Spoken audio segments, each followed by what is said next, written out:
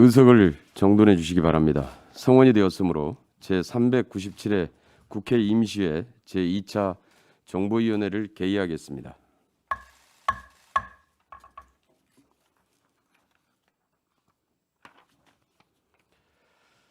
의사일정 제1항 국가정보원장 후보자 김규현 인사청문 요청안, 의사일정 제2항 국가정보원장 후보자 김규현 인사청문회 이상 두 건을 일괄하여 상정합니다.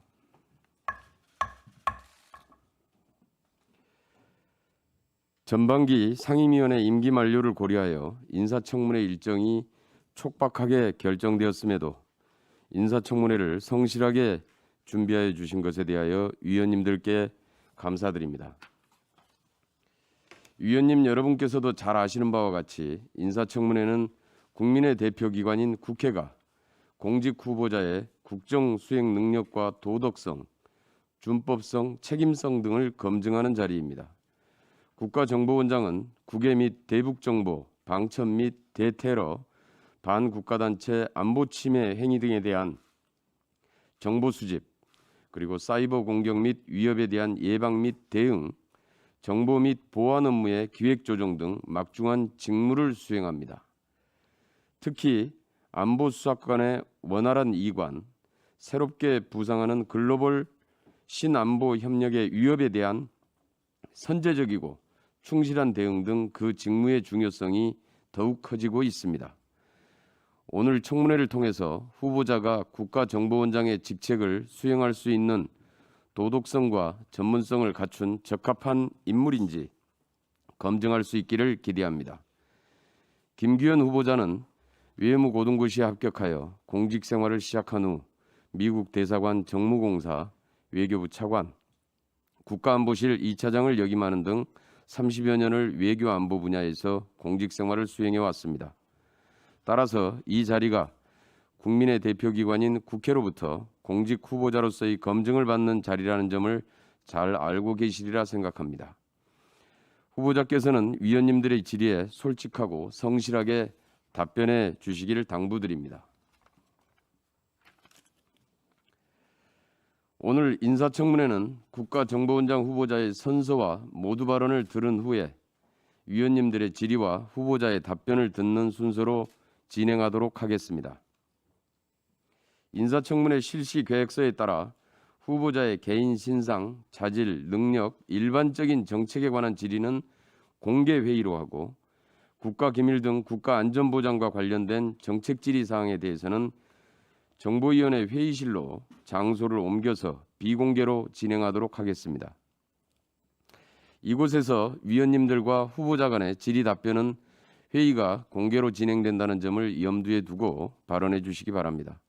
아울러 비공개 회의인 경우에도 국가기밀 자료를 인용하실 때에는 관련 법규에 따른 기밀 준수 의무를 충실히 지켜주실 것을 당부드립니다. 참고로 오늘 인사청문회는 국회 방송을 통하여 생중계되고 있다는 점을 말씀드립니다. 그럼 국가정보원장 후보자의 선서를 받도록 하겠습니다. 후보자께서는 발언대로 나오셔서 오른손을 들고 선서해 주시고 선서가 끝나면 선서문을 위원장에게 제출해 주시기 바랍니다. 후보자께서는 나오셔서 선서해 주시기 바랍니다.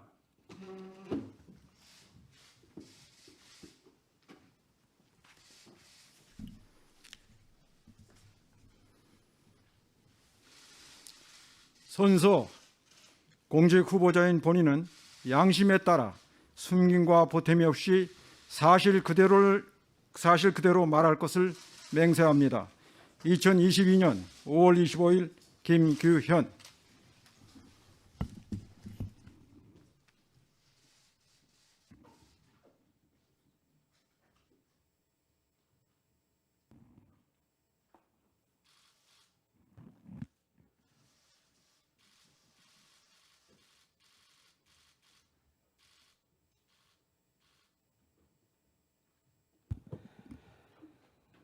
자리에 앉아주시기 바랍니다.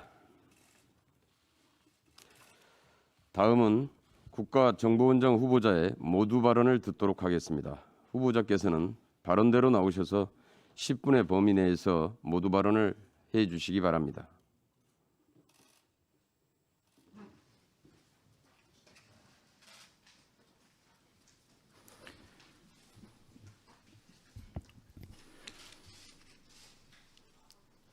존경하는 김경협 정보위원장님, 그리고 위원님 여러분, 청문회 준비를 위해 수고해 주신 위원님들께 진심으로 감사드립니다.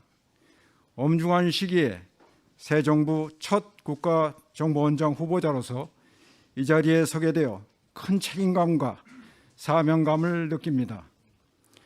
오늘 겸허한 자세로 위원님들이 말씀을 경청하고 질의에 성심을 다해 답변 드리겠습니다.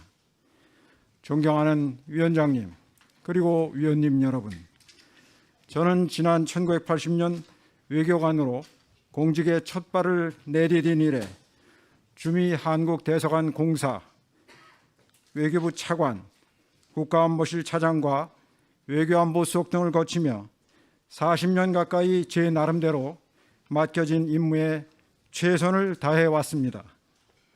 급변한 국제 정세 속에서 소임을 다하며 갖게 된 소신은 신속하고 정확한 정보에 바탕한 전략 수립이 국가안보와 국익의 근간이라는 것입니다. 우리를 둘러싼 안보 환경이 갈수록 어려워지고 있는 오늘날 대한민국 최고 정보기관인 국정원의 역할은 그래서 더욱 중요합니다. 우리나라는 북한의 위협뿐만 아니라 미중 전략적 갈등, 우크라이나 사태, 글로벌 공급망 위기, 사이버 위협 등 국정원이 대응해야 될 도전들에 직면하고 있습니다. 새 정부 첫 국정원장의 가장 중요한 소명은 국정원이 안보 국익수호 기관으로서 북한과 해외 정보를 수집하고 분석하는 데 더욱 주력하도록 조직을 쇄신하는 것입니다. 저에게 국정원장이라는 소임이 주어진다면 북한 동향 및 도발 징후 조기 포착 등 북한 정보 역량을 대폭 강화하겠습니다. 미국, 중국, 일본, 러시아 등 한반도 정세와 이익에 영향을 미치는 주요 동향도 면밀히 살펴 필요한 정보를 적시적소에 지원하겠습니다. 팬데믹, 기후변화, 공급망 위기 등 신안보 위협에도 철저히 대비하고 AI, 빅데이터 등 과학정보 역량도 강화하겠습니다. 아랍 국가들 틈에서 이스라엘을 소환하는 데 이바지하고 있는 모사드와 같은 인류 정보기관이 되도록 국정원을 또 개혁하겠습니다. 대통령님께서 취임사에서 말씀하셨듯이 어느 한 나라가 독자적으로 해결하기 어려운 난제들에 직면한 최근의 안보 현실에 대응하기 위하여 미국, 일본 등 해외 정보기관과도 긴밀하게 협력하겠습니다.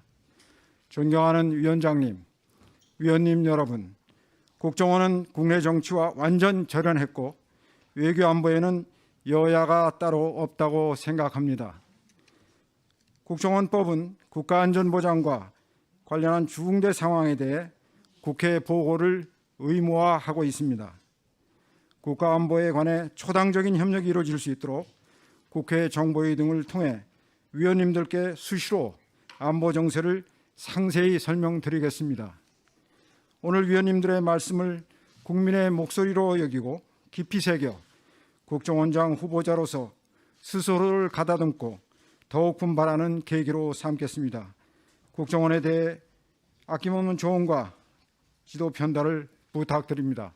감사합니다. 네, 수고하셨습니다. 다음은 후보자에 대한 질의 순서입니다. 주 질의 및 보충 질의는 답변을 포함하여 7분, 추가 질의는 5분으로 하도록 하겠습니다. 질의에 들어가기 전에 자료 제출 등의 요구할 사항이 있으면 해주시기 바랍니다. 없으면은 본 위원장이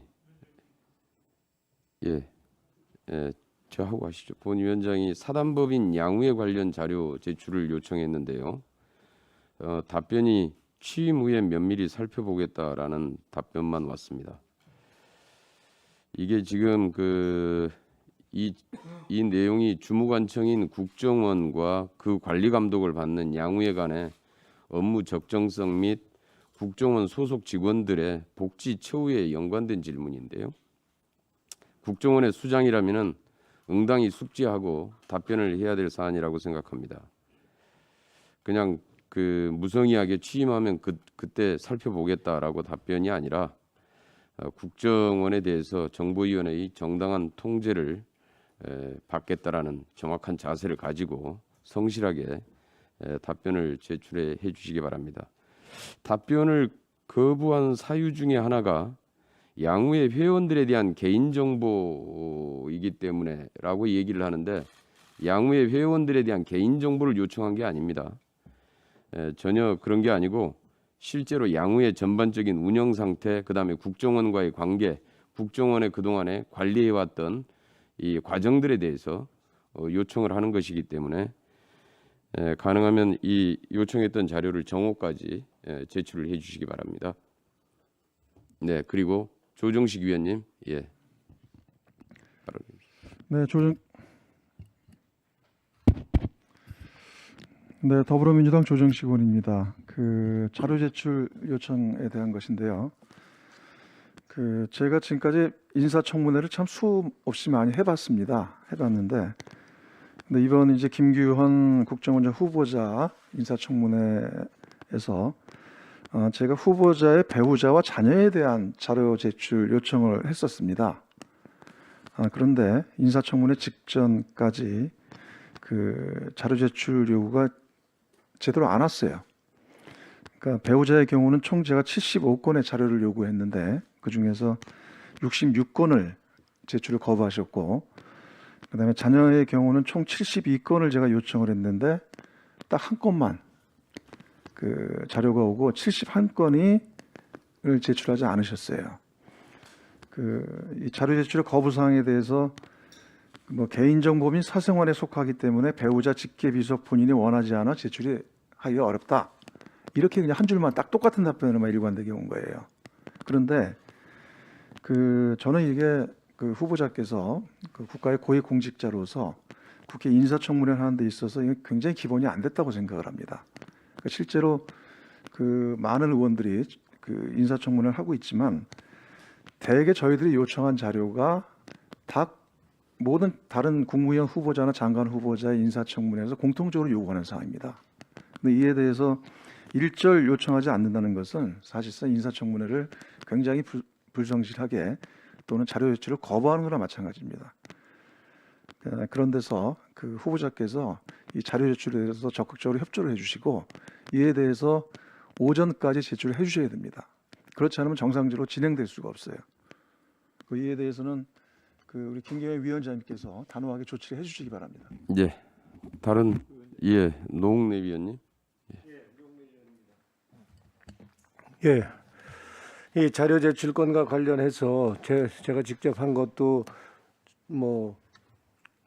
2급 비밀이라고 해서 안 준 것도 있을 뿐만 아니라 우리 지금 조정식 의원도 지적을 했지만 이 자녀와 관련된 자료 요청, 특히 김민기 의원이 자녀에 대한 자료 요청을 한 거에 대해서는 자녀가 견해를 했는데 그 사위가 우리 한국인이 아니고 외국인이라고 그러는데 더더군다나 안보와 관련된 사안일 수가 있죠. 당연히 그 사람이 어떤 사람인지 아는 것도 그게 단순히 개인 정보 차원의 문제가 아니기 때문에 그래서 그 관련 자료를 달라고 그랬는데 개인정보라는 이유로 안 주는 그거는 설이 안 맞다고 생각합니다. 그 자료는 김민기 의원이 요청한 자료는 저한테도 하나 제공해 줄 것을 요청합니다.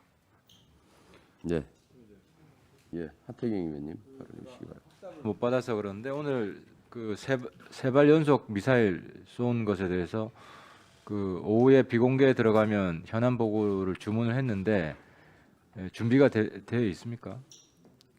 현안 보고는 협의를 하셔서 저희가 말씀드리면 따로 기회를 주고 상세히 보고를 드리도록 그렇게 조치를 하겠습니다. 예, 그럼 준비 좀 해주세요. 오후에 네. 할 수 있도록. 예. 자료 제출권 관련해서 말씀 드려도 되겠습니까, 예. 위원장님? 그 말씀하신 사항은 저희가 그 지금 위원님들께서도 말씀하신 바와 같이 그 개인 사생활에 관한 정보들이고 또 본인들이 원치 않아서 그렇게 했는데 비공개위에서 질문을 해주시면 제가 성실히 답변을 드리도록 하겠습니다. 예. 또 잠깐만요. 예, 조정식 위원님. 제가 몇 가지 대표적인 내역을 아까 비공개회의 때 말씀하신다 그랬는데 그럼 비공개회의 때 자료를 제출을 해주세요. 최소한. 그러니까 제가 몇 가지 대표적인 사례를 말씀을 드릴게요. 이걸 준비해 주시기 바랍니다. 그러니까 배우자 자녀가 작성한 논문, 그리고 배우자 자녀의 장학금 수혜 내역, 자녀의 초등학교부터 최종 학교까지 입학, 졸업, 전학한 사실, 관계, 그리고 자녀의 이중 국적 여부, 배우자 자녀의 벌과금 납부 내역, 배우자 자녀의 출입국 신고 물품 내역, 배우자 자녀의 관세법 위반 내역 여부, 배우자 자녀의 국민건강보험 자격 변동 내역, 이런 부분들이 대표적입니다. 이 부분들은 항상 제출을 해왔던 자료들이에요.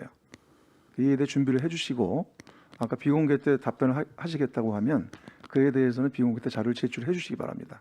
알겠습니다, 위원님. 네. 그다음에 조태영 위원님. 예. 눌러야 되나요, 이거? 예, 그 지금 들립니까? 예, 잘 들립니다. 예, 위원장님 감사합니다. 지금 저도 의사진행 발언입니다.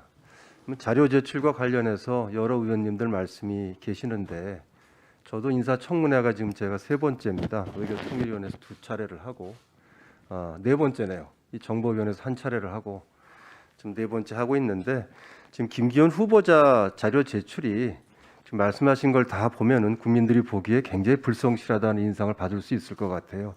제가 보기에는 김기현 후보자의 자료 제출이 아주 불성실하다고 말하기는 어렵습니다. 자료를 제출하지 못한 부분에 대해서 더더욱이 비공개 회의에서 개인정보에 관한 사항도 비공개해서 말씀하겠다고 했기 때문에 제가 보기에는 굉장히 협조적인 자세를 가지고 있다고 보고요. 우리가 전임 박지원 원장의 경우에 어느 정도 자료를 냈는지를 제가 봤더니 요구 자료의 70%가 넘게 정확히 72%를 제출하지 않고 거부를 했습니다. 거기에 비교해 보면은 김기현 후보자의 자료 제출은 제가 보기엔 본인으로서는 성실하게 자료 제출을 하고 있고 또 자료 제출을 할 수가 없는 사항도 비공개 회의에서 소명하겠다고 하고 있기 때문에 이 부분은 국민들께서도 이렇게 성실하게 인사청문회에 임하고 있구나라는 그런 생각을 하시는 것이 맞겠다 이런 생각을 합니다. 이상입니다. 네. 김병기 위원님 발언해 주시기 바랍니다. 네, 그 여러 존경하는 위원님들께서 지금 말씀하시고 이 자료 제출에 관해서 말씀하고 계시는데요. 이전에 원장 후보자가 자료를 불성실하게 냈다고 해서 지금 자료를 내지 않는 것이 정당화되지는 않습니다. 다만 이제 그 자료를 갖다가 성실하게 비공개 때 답변하겠다고 하니까 기다려 보겠습니다만 예를 들면 답변 제출 거부 사유가 우리 후보자께서 이제 임용이 되시면 그 정보기관의 수장입니다. 비밀 정보기관의 수장이 되므로 자녀들의 신상 문제가 노출될 경우에 문제가 생길 수 있다고 판단되기 때문에 그런 것에 대해서 양해해달라 이런 거면 모르겠지만 그런 것도 아니고 단지 지금 말씀하신 대로 그런 사유로 개인정보에 의해서 개인정보에서 본인들이 원치 않아서 하지 않는다 그런 것 답변은 사실 불성실하다고밖에 볼 수 없습니다. 그래서 그 자료들에 대해서 지금 요청하는 자료들에 대해서 가능한 한 최대한 그 제출해 주시고요. 그리고 제출할 수 없는 자료들 또는 그 비공개 때 답변할 수 있는 자료들은 비공개 때 답변해 주시기 바랍니다. 그렇게 하겠습니다. 예. 이상입니다. 예. 지금 위원님들께서 요청한 자료 제출에 대해서는 오전 중으로 성실하게 제출을 해주시기 바라고요. 네. 그러면은 질의 순서에 따라서 홍기원 위원님 질의해 주시기 바랍니다.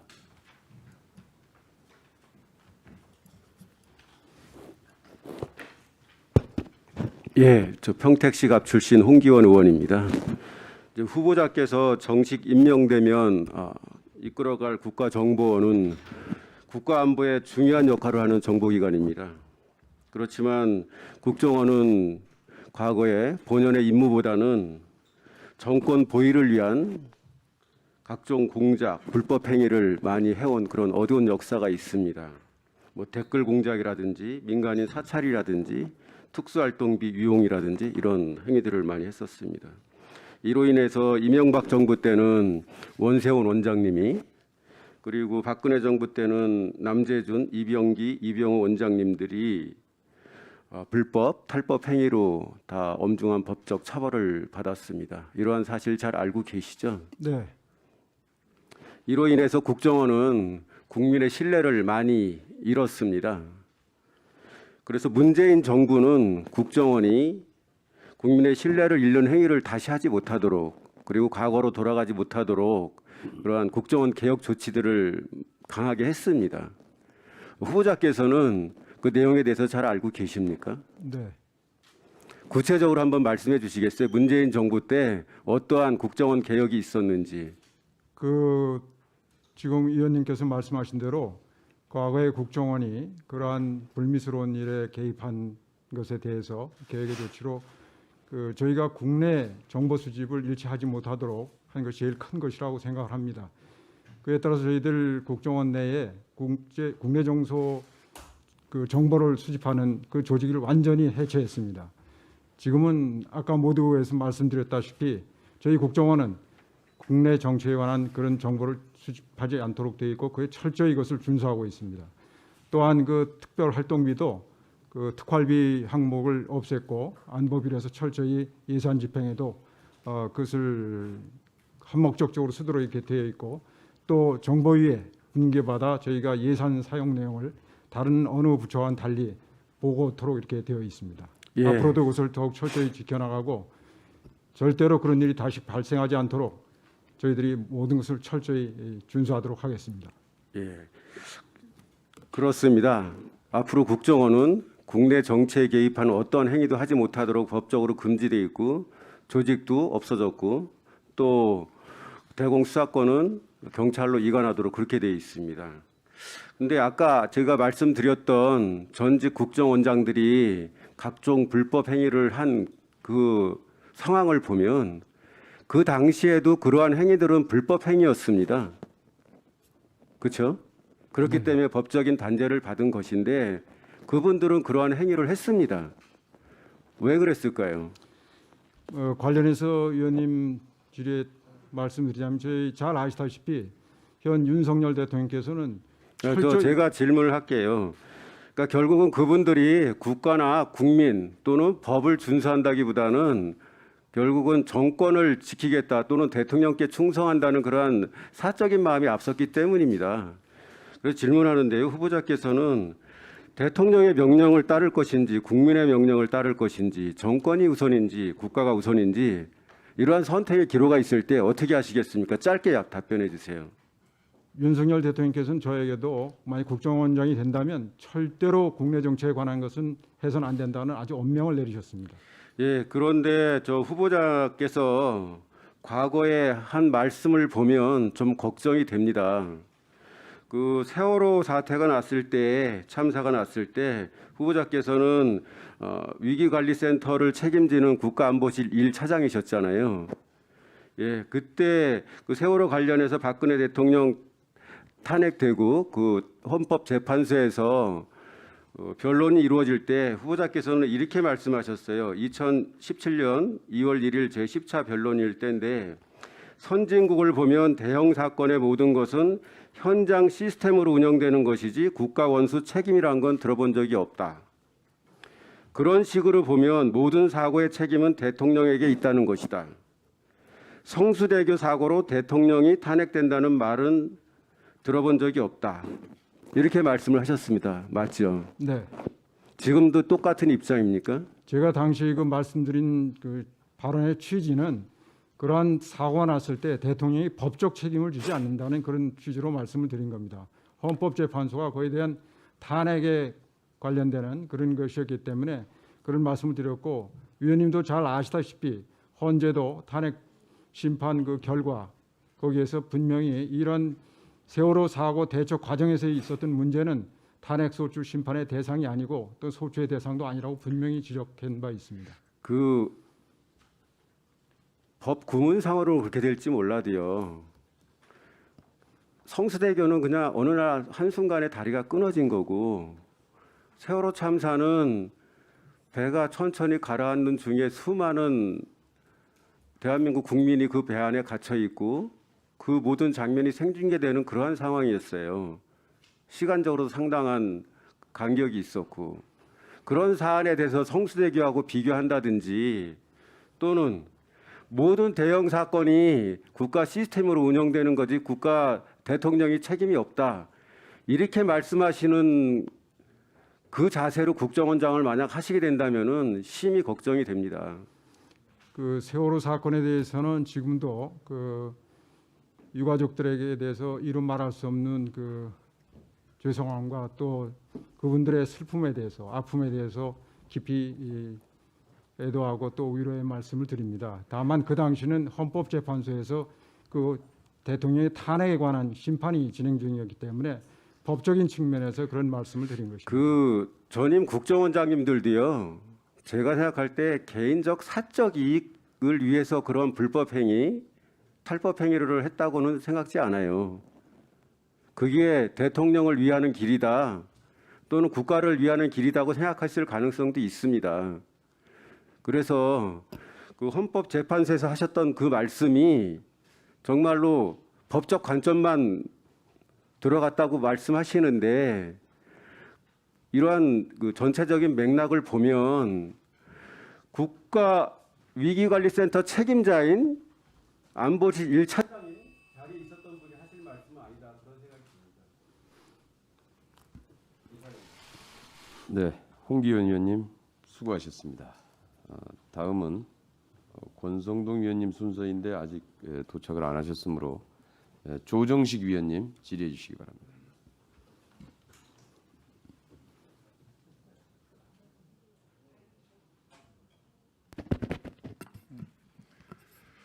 네, 더불어민주당 조정식 의원입니다.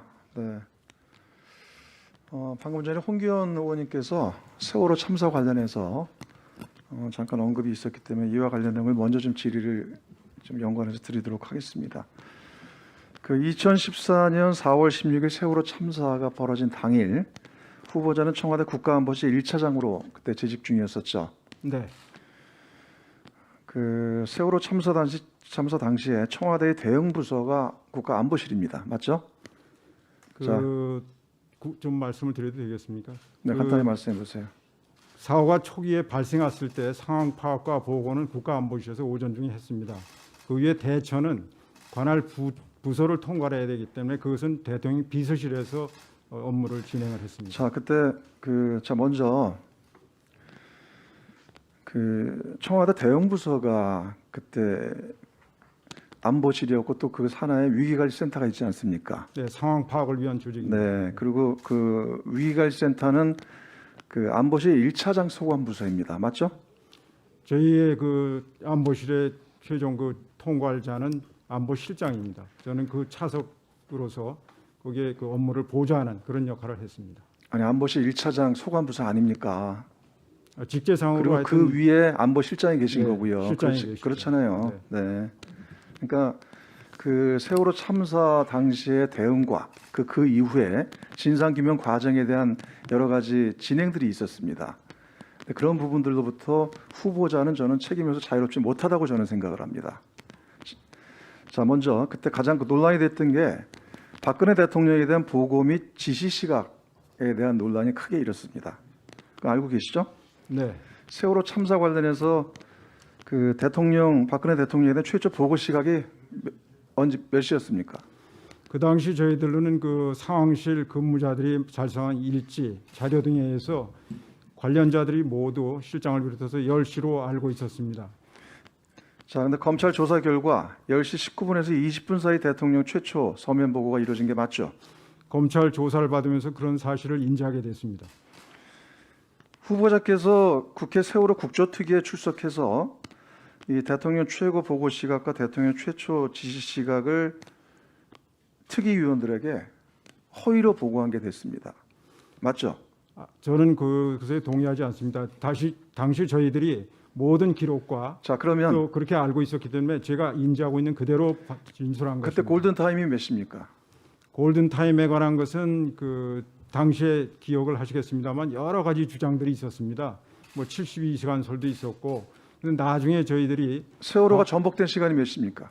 제가 알기로는 8시 48분경인가로 알고 있습니다. 10시 쓰러지기 시작한 때가요. 전복된. 완전히 전복된 건 상당한 그 시간이 소요된 걸로 알고 있습니다. 정확한 시간은 자, 그때 제가 골든 기억은 안 타임을 10시 17분으로 봤습니다. 근데 그것도 검찰에서 듣고서 저희들이 알게 됐습니다. 그 검찰 당시에는 조사에서 그런 그렇게 걸 얘기를 한 전혀 거죠. 저희들이 알 수 있는 모르고 자, 있던 이거는 사실입니다. 그런 거예요. 둘 중에 하나인 겁니다. 당시 국가안보실에서 초기 대응을 하는 데 있어서 이것을 조작해서 거짓 보고했거나 아니면 굉장히 무능하고 위기 관리에 아주 허술하다는 것을 증명하는 겁니다. 그렇지 않습니까? 그래서 그 후보자께서도 당시 나중에 검찰 조사 결과가 밝혀진 전혀 별개의 내용으로 시간들이 허위 보고 조작 보고 돼버린 거예요. 그 책임은 그걸 단순하게 실무자의 책임으로 돌릴 수 있습니까? 그 위원님께서 그게 조작되고 허위로 보고했다는 말씀에 동의할 수 없습니다. 저희는 그 당시 그것이 저희들이 가지고 있는 모든 정보를 종합한 결론이었고 그렇게 모든 자료들이 돼 있었습니다. 그리고 이 점에 대해서는 제가 후보자께서 그거를 몰랐다면 그리고 그때 나중에 위기관리센터 실무자들이 작성한 기록과 자료에 따라 최초 보고 시각을 여실히 알고 있었다 이렇게 답변하셨어요. 네. 그렇죠? 근데 실제로는 검찰 조사에는 그렇지가 않았던 겁니다. 후보자께서는 그걸 몰랐다면은 그거는 제가 보기에는 단순한 실무자 책임 문제가 아니라 위기 관리에 무능했다는 것을 저는 증명하는 것이라고 생각을 합니다. 자, 그리고 또 하나. 당시에 한 PPT 보세요. 국가안보실에서 국가위기관리 지침을 무단 수정을 했습니다. 이것도 검찰 조사에서 나왔죠. 맞지 않습니까? 네. 그렇죠. 자, 이 사실 알고 계셨어요? 저는 사실은 정확한 국가위기관리 지침 개정에 직접적으로 관여한 기억은 없습니다. 그런데 다만 누가 했습니까? 그 위기관리 지침을 개정하려면 저희 직제상 안보실장의 최종적인 재가가 있어야 되기 때문에 그 과정에서 자, 저에 대한 것도 위기관리센터에서 실무자가 한 거죠? 제가 보고를 받은 것 같고 그게 당연히 저희는 실무자가 관련 법 규정에 따라서 개정을 한 것으로 생각을 했습니다. 이에 관련해서는 위원님도 아시다시피 안보실장을 비롯한 관련자들에 대한 1심, 2심 재판에서 모두 그것이 의도적으로 된 것이 아니고 후보자께서 이에 대한 아니라 책임에서 전혀 무관하고 자유로우신 건가요? 저는 그 과정에 말씀드렸다시피 그런 측면에서 제가 계선상에 있었기 때문에 전혀 책임이 없다고 할 수는 없지만은 자, 이 국가위기관리 지침 제3조 18조 수정은 불법 수정입니다.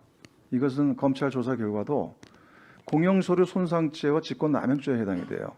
그리고 최소한 대통령 훈령을 개정하려면 10일 이상의 의견조회와 법제처 심의, 대통령 재가 등의 이런 과정들을 거쳐야 됩니다. 근데 이거를 청와대가 국가안보실이 이거를 임의로 수정을 한 겁니다. 이건 굉장히 중요한 공직적인 측면에서 보면 굉장히 중대한 범죄예요. 근데 이 부분에 대한 책임과 관계에서는 이걸 위기관리센터의 실무자와 그다음에 최종적인 책임자인 안보실장에 대해서 말씀하신 거 아닙니까? 근데 후보자는 그 당시 위기관리센터를 또 소관으로 하고 있는 안보실의 1차장입니다. 서열 2위나 마찬가지예요. 근데 그 책임에서 자유로울 수 있겠어요? 그걸 몰랐다면 그 역시 무능한 거죠. 그리고 이거에 대해서 방기를 한 거죠. 그렇지 않습니까? 자, 보세요. 저는 국가안보실이 당시 책임에 피해 극복할 게 아니라 진상조사 적극적으로 나섰다면 적어도 세월호 참사의 희생자 가족들이 지난 8년간 그렇게 억울하지 않았어요. 저는 그것으로부터 후보자가 자유롭지 않다고 생각을 해요. 그런 데서 국가의 정보를 모두 총괄하는 국정원장으로서는 그 자리에 앉아 계시는 게 적절하지 않다. 저는 그렇게 말씀드립니다. 나중에 추가 질의하겠습니다. 네, 조정식 위원님 수고하셨습니다. 다음은 신원식 위원님 질의해 주시기 바랍니다. 네, 김규현 후보자님 축하드리고요. 몇 가지 제가 질의를 드리겠습니다. 저 후보자님 그 국정원의 존재 이유가 뭐라고 생각하십니까? 국정원은 잘 아시다시피 기본적으로는 그 국가 안보를 지키고 국익을 극대화하기 위해서 관련 정보를 수집하고 그것을 정확히 분석해서 정책을 결정하는 분들께 정보를 제공하면서 나라의 정책이 올바르게 될 수 있도록 하는 것이 존재 이유라고 생각을 합니다. 예, 뭐 저도 그렇게 생각합니다. 그런데 지금 그 최근 한 몇 년간 국정원이 그 역할을 제대로 충실히 했다고 생각하십니까? 그 지난 몇 년간 국정원이 좀 전체적인 특히 국제 정세에 관해서 보다 중점적으로 그 정보를 수집하고 판단하고 그런 것이 좀 부족했다, 그런 지적이 있는 것을 알고 있습니다. 그리고 이제 제가 보니까 국정원 뭐 전임 원장님부터 또 직원들이 업무 자랑하러 뭐 이렇게 심지어는 그 언론사 간부들한테 언론 기관도 돌면서 이렇게 하고 한다는데, 전 세계 어느 정보 기관이 자기가 이런 일을 했다고 이렇게 자랑 삼아 그 밖에 떠들고 다니는 그런 정보 기관이 있습니까? 지금 말씀하셨다시피 이제 정보기관이라는 것은 그 기밀성이 굉장히 중요한 그러한 기구입니다. 제가 정확한 기억인지는 모르겠습니다만 영국의 MI6는 그 표 자체가 항상 비밀, 항상 기밀, 이것이 모토라고 합니다. 저도 그 얘기를 듣고 이 정보 활동이라는 것은 기밀이 누출되게 되면 정보 활동 자체가 불가능하기 때문에 그런 것들은 좀 앞으로는 있어서는 안 될 그런 일이라고 생각하고 있습니다. 네, 후보자님께서 뭐 외교관 생활도 오래 하셨으니까 예컨대 미국 CIA가 워싱턴 포스트나 CNN이나 이런 데 가서 우리 이런 일을 올해 10개 과제를 아주 잘했는데 홍보 좀 해주십시오, 이런 예 들어보셨습니까? 그런 얘기는 들어본 적 없습니다. 네, 이거 좀 없애야 됩니다. 네, 잘 알겠습니다. 또 심지어 최고위 원장이나 이런 분들이 기자들을 만나서 뭐 이야기를 한다고 기자들이 저한테 이야기를 해요. 자기들 듣고 대접해 주는 건 좋은데 참 한심하다, 이런 이야기를 많이 합니다. 두 번째, 국정원의 이 정보 능력에 대해서 후보자님 어떻게 그 생각을 하고 계십니까? 저희 국정원의 정보 능력은 계속해서 그 발전시키기 노력을 해온 것으로 알고 있습니다. 지금 말씀하신 바와 같이 세계 최고 수준의 정보기관이 CIA나 또는 모사드와 같은 수준에 이르렀는지는 제가 다소 의문을 가지고 있습니다만은, 그러나 우리가 주어진 여건 하에서 국정원 직원들이 아주 헌신적으로 또 충성, 국가에 대한 명백한 그런 국가관 하에서 일을 해왔다고 생각합니다. 다만 그러한 일들 중에 다소 불미스러운 일들이 있고 해서 지금 말씀하신 대로 전직 국정원장들이 또 이렇게 지금 그 옥고를 치르시는 분도 있고 해서 제가 며칠간 파악한 바는 상당히 직원들의 사기가 좀 저하돼 있다, 이런 것을 느끼게 됐습니다. 네, 좋습니다. 뭐 그런 것은 차차 원장님이 되시면 개선하시고요.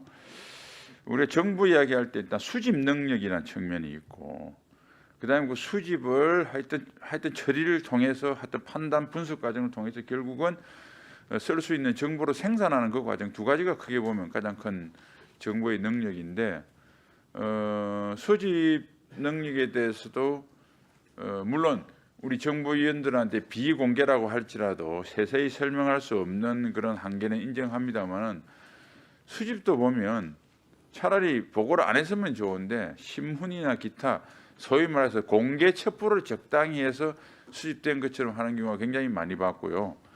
그다음에 이제 두 번째가 사실은 모든 정보를 정확하게 수집한다고 하는 것은 사실은 정보기관 불가능합니다. 그러니까 수집 노력도 해야 되겠지만 그 수집된 걸 가지고 제대로 퍼즐을 찾아서 분석하는 능력이 중요하거든요.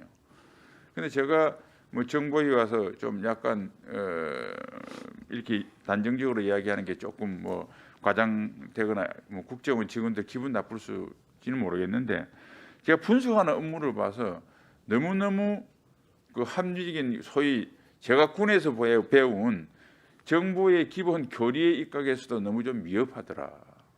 그래서 이 정보 수집 나중에 차근차근 뭐 또 원장님께 제 견해를 말씀드릴 기회가 있겠지만 이 문제에서도 좀 더 그걸 해주시길 좀 노력해 주시길 바라고요. 그 이제 후보자님이 이제 외교부에 오래 아무래도 계셨고 물론 그 중간에 청와대도 많이 계셨고 국방부에 또 국제협력관까지 하셔서 다양한 경험을 하셨는데 외교부하고 국정원은 좀 다르니까 외교관의 시각으로 국정원을 좀 지휘하는 수도 부지불식간 나올 수 있거든요. 여기 좀 유념해 주시고요. 그럼 제가 말씀드리고 싶은 건 이 통일부하고 국정원하고 역할이 다른데 제가 지난 몇 년 보니까 국정원은 거의 통일부 또 하나의 통일부 같아요. 이게 맞는 겁니까? 위원님 지적하신 대로 그 업무가 다르지만은 서로 긴밀히 협조해야 될 필요성은 강한 그런 두 개의 부처라고 봅니다. 다만 그 실제적인 역할을 분담해서 서로 간에 그 시너지 효과가 날 수 있도록 앞으로 이 일을 그렇게 처리하도록 하겠습니다. 아니 제가 그 국방부 장관한테도 전임 장관한테도 많이 제기를 했는데 통일부 장관이 그렇게 말하는 건 좋아요. 그런데 국방부 장관은 북한이 대화나 교류의 대상으로 그건 통일부 장관이 보는 시각이고 국방부 장관은 적이라고 보고 유사시 우리 국민의 안전을 위험할 수 있는 대상으로 보고 대비를 해야 되는데 통일부 장관처럼 이야기를 해요. 외교부 장관님들도 또 통일부 비슷하게 이야기를 하고 국정원장님은 아예 남북 대화의 최첨병으로 나오고 있어요. 이거는 자기 직무에 맞지 않다. 그래서 국가정보원 원장이 존재 이유를 제일 처음 물은 이유가 거기에 대해서 후보자님께서 좀 깊이 새겨서 우리 잘 알겠습니다. 네, 신원식 위원님 수고하셨습니다. 아까 조중식 위원님의 질의 중에서 답변을 안 하신 것 같은데요. 청와대 안보실 1차장으로 재직할 때 당시에 국가위기관리 지침의 무단 변경 이 사실을 알고 있었습니까? 저는 그 당시에 무단 변경을 알지 못했습니다. 네. 이어서 박홍근 위원님 질의해 주시기 바랍니다.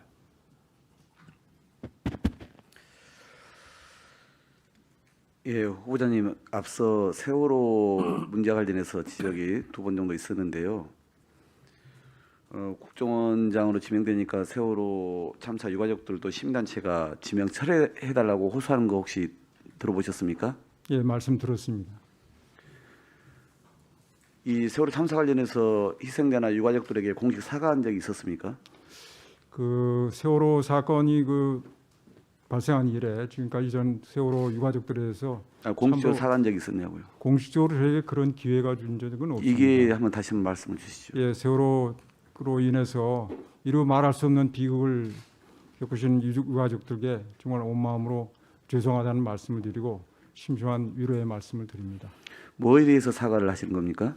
그 사건 자체가 너무도 아까 위원님께서 말씀하셨지만은 그것이 이제 저희 전 국민의 그 며칠 동안 생중계가 되면서 가슴에 다들 이루 말할 수 없는 그 큰 상처를 낸 사건이고 또 그것이 안전 수칙을 지키지 않아서 일어난 일이지만 그 구조 과정에서 사실은 제대로 구조를 하고 모든 사람이 책임을 다 했더라면 이런 일이 없었을 텐데 그에 대해서 참으로 안타깝게 생각하고 국가가 국민의 재산과 생명을 보호하는 그 기관으로서 그런 책임을 다하지 못한 데 대해서는 참으로 죄송하다는 말씀을 드립니다.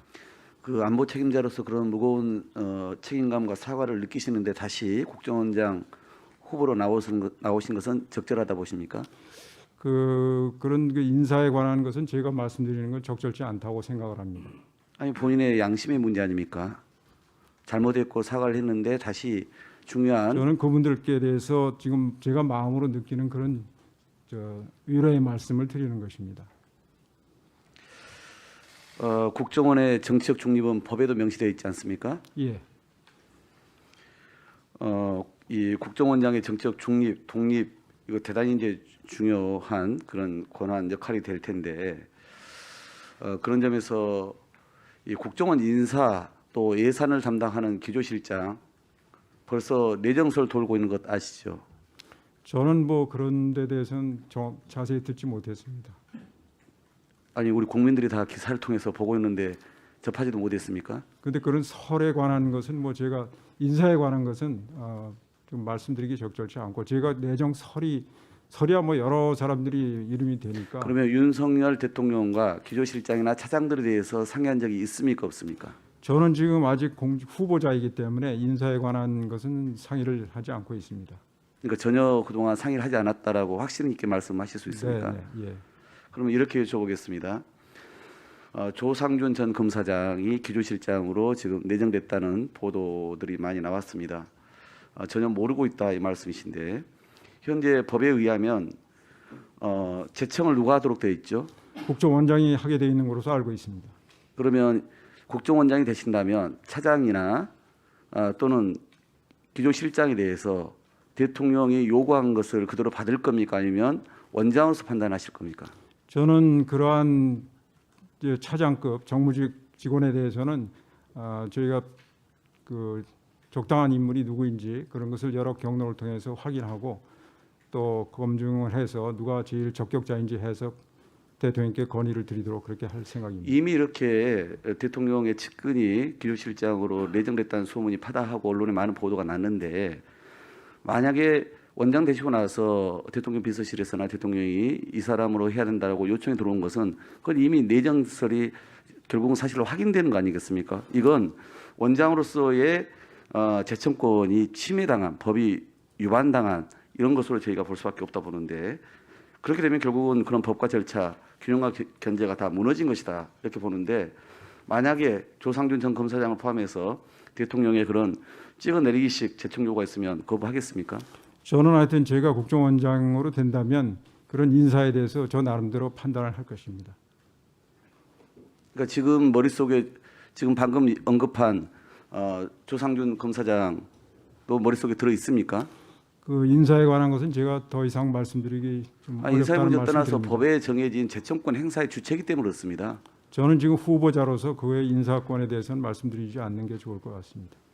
그러니까 결국은 내정된 거고 그리고 시키는 대로 하겠다 이렇게 저희가 이해할 수밖에 없는 거죠. 한 가지 더 여쭤볼게요. 국정원이 그동안 이제 국내 정치 관련해서 또 민간인 사찰 관련해서 피해가 많은 건 뭐 잘 알고 계실 텐데 대통령께서도 후보자 시절에 인사 검증에 국정원이 적법하게 수집한 정보는 활용하겠다 이렇게 말씀하신 거 알고 계시죠? 저희가 인사 검증에 들어가는 것은 아니라고 알고 있습니다. 신원에 관해서 국가 안보라든지 국가 기밀을 취급하는 주요 고위 공직 대상자에 대해서 신원에 관해서는 하지만 저희 인사 검증은 국정원에서 관여하지 않는 걸로 알고 있습니다.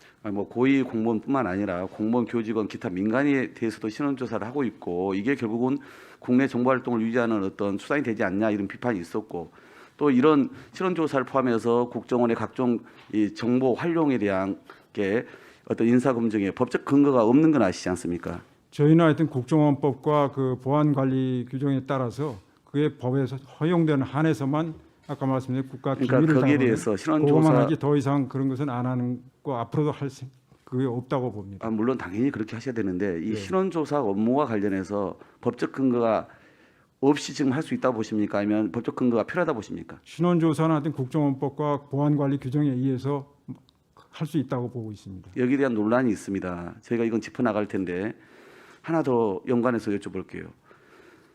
법무부의 인사정보관리단을 만든다는 기사 보셨죠? 예, 뉴스를 봤습니다. 그러면 이 국정원의 신원 조사 업무와 연계하실 겁니까? 저희는 그 신원 조사에 아까 말씀드린 저희 국정원법과 보안 관리 규정에 규정된 대로 국가 기밀을 취급하는 그러한 주요 공직 대상자에 대해서 신원 조회를 하는 것이 저희들 요청이 온다면 그러니까 주요 거기에 대한 기밀을 협조할 것입니다. 담당하는 고위직에 대해서 예, 저희는 문제뿐만 그거만 하게 돼 아니라 있습니다. 대통령께서 국정원의 수입 정보도 활용하겠다 얘기를 했고 또 대통령의 측근을 법무부 장관을 시켜서 지금 검증단을 만들고 있지 않습니까? 결국은 국정원과 함께 연계하겠다는 저희는 저희가 법에 허용하는 그 범위 내에서만 저희가 신원 조회 업무를 하도록 그렇게 할 생각입니다. 분명히 해야 되지만 그러면 향후에 법무부의 이 인사정보 검증단과 연계를 할 겁니까 안 할 겁니까? 그것만 명확하게 얘기해 주십시오. 그것은 지금 뭐 저희가 구체적으로 어떻게 할 건지 입법 여부에 대해서 그 검토를 못했습니다만 분명하게 말씀드리는 것은 저희가 국정원법과 보안업무 관리 규정에 의해서 업무를 처리하겠다는 것입니다. 네, 박홍근 의원님 수고하셨습니다. 다음은 윤건영 의원님 질의해 주시기 바랍니다. 예, 윤건영입니다. PPT 자료를 보시면서 이야기를 하셔야 될 것 같습니다. 우선 앞서 존경하는 조정식 의원님께서 세월호 사건의 보고 시간에 대해서 질의를 했는데요. 왜 그 부분에 대해서 중요하냐라고 하면 바로 골든타임과 직결이 됩니다. 그리고 두 번째로는 청와대가 위기관리 상황에서의 컨트롤 타워라는 부분의 관리 지침을 조작했다라는 부분이지 않습니까? 이 부분은 정보기관의 수장으로서 국가 기록과 국가 규정을 조작하면 안 되기 때문에 한번 제대로 따져봐야 된다는 생각에서 보고 있습니다. 첫 페이지 보시면 저기가 이제 김기현 후보자가 보고시간 조작과 관련해서 서면 답변을 내온 겁니다. 실무자들이 작성한 기록이라 잘 모른다. 그리고 당시에는 10시로 알고 있었다. 그리고 직접 보고드리지 않았다. 이게 핵심 내용입니다. 맞죠? 저 내용이. 맞습니까? 지금 말씀드린 저희가 아니 저 내용이 서면 답변서에 있는 내용이 맞냐? 그만 거기서 따온 거니까 당연히 맞겠죠. 네네. 예, 다음 페이지 넘겨주세요. 당시 지휘선상에 있던 모든 관계자들이 최초 보고 시간을 10시로 알고 있었다라고 이야기했습니다. 저기서 중요한 건 당시인데요. 네. 저 밑에 빨간색을 보시면 사고 직후에 위기관리센터장 신인호는 최초 사고 인지 시점, 최초 서면 보고 시점들을 대해서 제대로 파악해 보라고 지시를 내렸습니다. 이게 1심 재판 판결문에 나옵니다. 다음 페이지 또 보시면요. 피고인 김기춘과 주재한 후보자가 같이 한 회의에서 대통령한테 보고 시간을 다시 한번 정해봐야 되는 거 아니냐, 실제로 보고한 시간을 특정해야 되는 거 아니냐라고 했더니 그거는 대통령한테 어떻게 물어보냐라고 해서 그 논의 없이 그대로 묻혀버렸다라는 게 1심 재판 판결문인데 이 내용 아시죠? 저는 아시는지만 물어본 겁니다. 그 판결문에 대해서는 제가 그렇게까지는 파악을 못하고 있었습니다. 모릅니까? 자, 넘어가겠습니다. 그러면 당시 지휘선상에 있던 모든 관계자들이 최초 보고 시간을 10시로 알고 있었다라는 것은 사후에 10시로 입을 맞추기로 작당한 것이 팩트라는 겁니다. 본인이 주장할 때. 동의할 수 없습니다. 예, 그 말씀에 대해서. 계속 말씀드릴 테니까 동의 보시면 될 것 같습니다. 자, 두 번째로 보시면 후보자는 실무자들이 작성한 기록과 자료에 따라라고 이야기를 하셨습니다. 맞죠? 네. 그런데 2017년 2월 1일 탄핵 심판 10차 변론의 증인으로 출석해서 뭐라고 이야기했냐고 하면 빨간색 글씨를 보시면 됩니다. 당시 세월호 사건이 일어났을 때 상황실로 복귀해서 김장수 실장과 있으면서 상황을 관리했다. 실장 옆에서 보좌했다.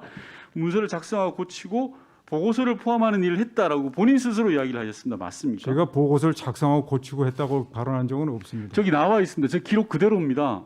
실장 옆에서 보좌했다. 문서 작성하고 고치고 상황을 받아서 보고서에 포함하는 일을 했다. 이게 본인이 한 이야기예요. 근데 왜 아니라고 그러세요? 저기 나와 있잖아요.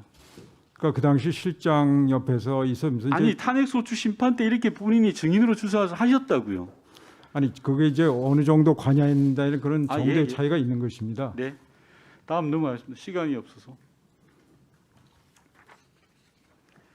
자, 그래서 요 다음 페이지 넘어가시면요. 후보자께서는 검찰 조사를 받는 과정에서 최초 본인 보고 시각이 본인이 처음 들었던 시각과 차이가 있다는 알게 됐다라고 주장을 맞습니다. 하셨습니다. 맞죠? 네. 그런데 청와대 자체 조사에서도 보시면 PPT를 보시면 최초 상황 보고서에 포함된 해경 녹취록에 09시 57분 통화 내용이 포함되어 있습니다. 네. 그러면 10시 보고가 하는 게 가능합니까? 그러니까 그게 이제 상황 보고서에 네. 주요 내용 중에 하나가 09시 57분에 통화 내용이 기록되어 있어요. 그런데 10시 보고가 가능하냐는 거예요. 그 부분에 대해서 서면으로. 좀 설명을 드려도 되겠습니까? 아니 그러니까 가능한지 안 한지만 답변을 하시면 되죠. 그 보고서에 처음 시각이 아시다시피 9시 반으로 돼 있었는데 그것은 처음에 그것을 작성한 그 실무자가 그 시간을 보고 시간을 처음에 시작할 때 시간을 써놓고 고치지 않았다는 것을 신인호 위관리센터장이 나중에 알게 됐고 그 다음에 이제 그 CCTV를 다 조사를 해보니까 그래서 9시 50분으로 됐던 거를 나중에 알게 되면 57분 통화 내용이 들어서 그것만 고친 겁니다. 아니 그러니까 보고서 10시에 내에 보고했다. 57분이라고 기재가 돼 있었는데 어떻게 10시에 보고가 가능하겠습니까? 57분 기재가 됐다는 내용은 본인도 후보자께서 스스로 인정하고 계시는 게 아니겠습니까? 그리고 나중에 다시 뭐 지금 충분히 설명할 수 있는 네. 답을 드리겠습니다. 그리고 계속 후보자께서는 본인은 박근혜 대통령의 직접 보고를 드리지 않았다라는 건데요. PPT를 봐주시면 NSC의 직제상으로 보면 안보실 1차장이 사무처장을 겸하고 있습니다. 저 그림을 보시면요. 대통령 바로 아래가 안보실장이고 그 바로 아래입니다. 즉 무슨 말씀을 드리고 싶으냐면 당시 중간보고 개통 과정에 관여하지 않았다라고 아까 존경하는 조정식 의원님께서도 말씀하실 때 답변을 하셨죠. 본 의원도 청와대 국정상황실장을 해서 청와대에 한 7, 8년 있었는데요. 국정상황실에서 올린 보고서에 제가 관여하지 않았다 그래서 그게 상황실 보고가 아니지 않습니까? 안보실 1차장으로서 안보실 1차장 조직에서 보고한 보고인데 그게 직접 대면 보고를 하지 않았다고 해서 후보자의 보고서가 아닙니까? 당시에는 이 보고를 누가 했느냐, 보고자가 누구냐라는 게 굉장히 그 문제가 됐었고, 아니, 그러니까 그것은 안보실장이 항상 대통령께 보고를 했기 때문에 아니요, 저희가 그러니까 보고에 관여하지 않았다. 위기관리센터가 후보자가 관할하는 기관이었죠, 그죠? 그러면 후보자가 관할하는 개념을 기관 좀 관할이라고 하시면 제가 개선상에 있는 건 맞습니다. 아니 개선상에도 저도 청와대에서 후보자님보다 더 오래 있었어요. 그러면 제가 예를 들어서 보잖아요. 상황실에서 올린 보고서가 제가 직접 보고서를 들고 가지 않았다 그래서 그게 상황실 보고서가 아닙니까? 아니 그 관할이라는 개념을 어떻게 쓰느냐에 대한 차이라고 생각을 합니다. 저는 거기를 관할한 것은 아닙니다. 자 다음 페이지 여기 보시면요. 계속 중간 개통에 있어서 그렇다라고 이야기하시는데 대통령 비서실장 주재 회의에서 국가안보실 김규현, 신인호 등이 회의에 참여해서 보고 시간에 대한 논의를 합니다. 개정 절차에 이게 1심 재판 판결문에 나와요. 아시죠? 그 기억도 있으시죠? 보고 시간 자체에서 논의를 한 기억은 없습니다. 그러면 국가 위기관리 기본 지침 개정을 결정하는 데는 회의에 참석하셨습니까? 저는 초기에 첫 번째 그 회의는 제가 간 것 같습니다. 그 이후에 아니 간것 같습니다가 아니라 과정에는 참여하지 않았습니다. 자 2014년 7월에 참석했다고 1심 재판 판결문에 나옵니다. 그게 첫 번째 회의입니다. 아니 첫 번째 회의에 참석해서 그건 개괄적으로 전체적으로 제가 기억하기로는 유민복 수석이 주최를 해가지고 아마 회의가 있었던 걸로 기억을 하는데 실제 그 위기관리 지침을 개정하는 문안을 산다 그런 데는 저는 전혀 관여하지 않았습니다. 시간이 없지만 짧게 한 30분 내로 정리를 하겠습니다. 2014년 7월 하순경에 김기춘 전 실장이 주재한 회의에서 김기춘으로부터 왜 아직도 개정되지 않냐는 질책을 받고 후보자가 7월 31일까지 수정하기로 결정했다는 게 김관진 피의자의 검찰 고소장에 나오는 내용입니다. 그거는 사실이 아닙니다. 검찰 고소장이 사실로 인정하지 않으시는 겁니까? 네, 신인호 그 위관리센터장이 그 자리에 제가 김관준 실장, 김기춘 실장한테 질책을 받는 자리 저는 있지 않았던 걸로 기억을 하고 있고 그 당시 위관리센터장도 그렇게 얘기를 하고 있습니다. 추가 질의 시간에 하겠습니다. 네, 윤건영 위원님 수고하셨습니다. 아니 아까는 국가위기관리지침 변경 사항을 모른다고 그랬는데 지금 저 내용으로 보면은 저 회의에 참석을 하고 실제로 저게 변경 절차에 참여를 했다는 거 아닙니까? 그 당시는 그런 걸 논의한 자리가 아니었습니다. 이게 세월호 사건이 터졌기 때문에 국가안전처를 만들고 여러 가지 전반적인 국가 시스템을 바꿔야 된다는 전반적인 논의가 있었던 것으로 저는 생각을 합니다. 구체적으로 이 지침을 어떻게 해야 되겠다 그런 얘기는 거기서 깊게 다루지 않은 것으로 전 기억을 하고 있습니다. 그런데 상식적으로요. 청와대 안보실장이 있고 1차장으로서의 실제로 차석 아닙니까? 네. 그리고 그 산하의 위기관리센터를 관장을 하는. 그런데 국가위기관리 지침이 안보실장과 밑에 위기관리센터장은 변경되는 걸 알고 중간에 있는 1차장만 몰랐다? 이걸 국민들이 이해할 수 있을까요? 아니 제가 말씀드리는 것은 그 당시에 이 과정 자체를 저는 개인적으로 거의 참여한 기억이 없고 제가 알고 있는 한은 당시 정책기획수석이었던 유민봉 수석이 그 모든 회의를 주관하고 진행했던 것으로 알고 있습니다. 그런 차원에서 말씀을 드린 겁니다. 네, 다음은 조태용 위원님 질의해 주시기 바랍니다. 네, 국민의힘 조태용 의원입니다. 인사청문회라는 게 국민의 대표기관인 국회가 공직 후보자의 국정수행 능력, 도덕성, 준법성, 책임성을 검증하는 자리입니다. 오늘 이제 김규현 국가정보원장 후보자에 대한 인사청문회는 그런 점에서 굉장히 중요한 자리입니다. 인사청문회를 통해서 김규현 후보자가 국가정보원장으로서의 책무를 수행할 수 있는지 국민을 대표해서 검증하는 그런 자리가 되었으면 좋겠습니다. 아직 그 정책질이라고 볼 수 있는 게 하나도 나오지가 않아서 저로서 좀 아쉽게 생각을 하면서 세월호 문제에 대해서 여러 의원님도 질의가 있으셨는데 제가 좀 후보자한테 묻겠습니다. 세월호 이 보고 시간을 놓고 당초에 9시 30분 최초 보고를 한 것 같다. 그 다음에 9시 50분 최초 보고를 한 것 같다고 계속 시간이 수정이 되고 10시경으로 기억이 돼서 10시로 이제 보고를 대통령께 드린 것으로 이렇게 정리를 하게 되죠. 그 과정에서 이게 9시 반에 그러니까 10시에 했다고 하는 것이 뭐 때문에 무슨 의도적으로 필요하니까 사실은 10시에 보고를 하지 않았는데 10시에 보고했다고 조작해서 보고서에 쓰자 뭐 이런 의논을 한 적이 있습니까? 그런 의논을 한 적은 결코 없었습니다. 이것은 재판에서도 이 보고 시각 관련해서도 당시 관련자들이 그렇게 한 데에 대해서 어떤 특정한 정치적 목적을 가지고 의도적으로 조작한 것은 아니라는 그런 판결을 받고 모두가 무죄가 선고가 됐습니다. 그러니까 세월호 참사라고 하는 지금도 생각하면 가슴 아픈 전 국민적으로 가슴이 아픈 그런 사건을 겪고 초기 대응 과정에서 굉장히 혼란스러웠을 것으로 생각을 합니다. 나중에 국회에 보고를 하기 위해서 또 국민께 보고를 드리기 위해서 상황을 정리하면서 더듬어 보니까 처음에 생각했던 9시 반이 아니고 10시 쪽이 맞다고 정리를 하게 된 것이죠. 맞습니다. 그래서 이제 그런데 만일에 이것이 의도성이 있고 조작을 했다면 책임자인 김장수 안보실장 재판에서 무죄가 나올 수 없겠죠. 예.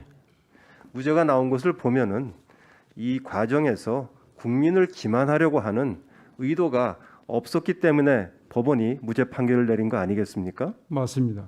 그리고 1심만 무죄가 아니고 2심 판결도 무죄가 났죠. 그렇습니다.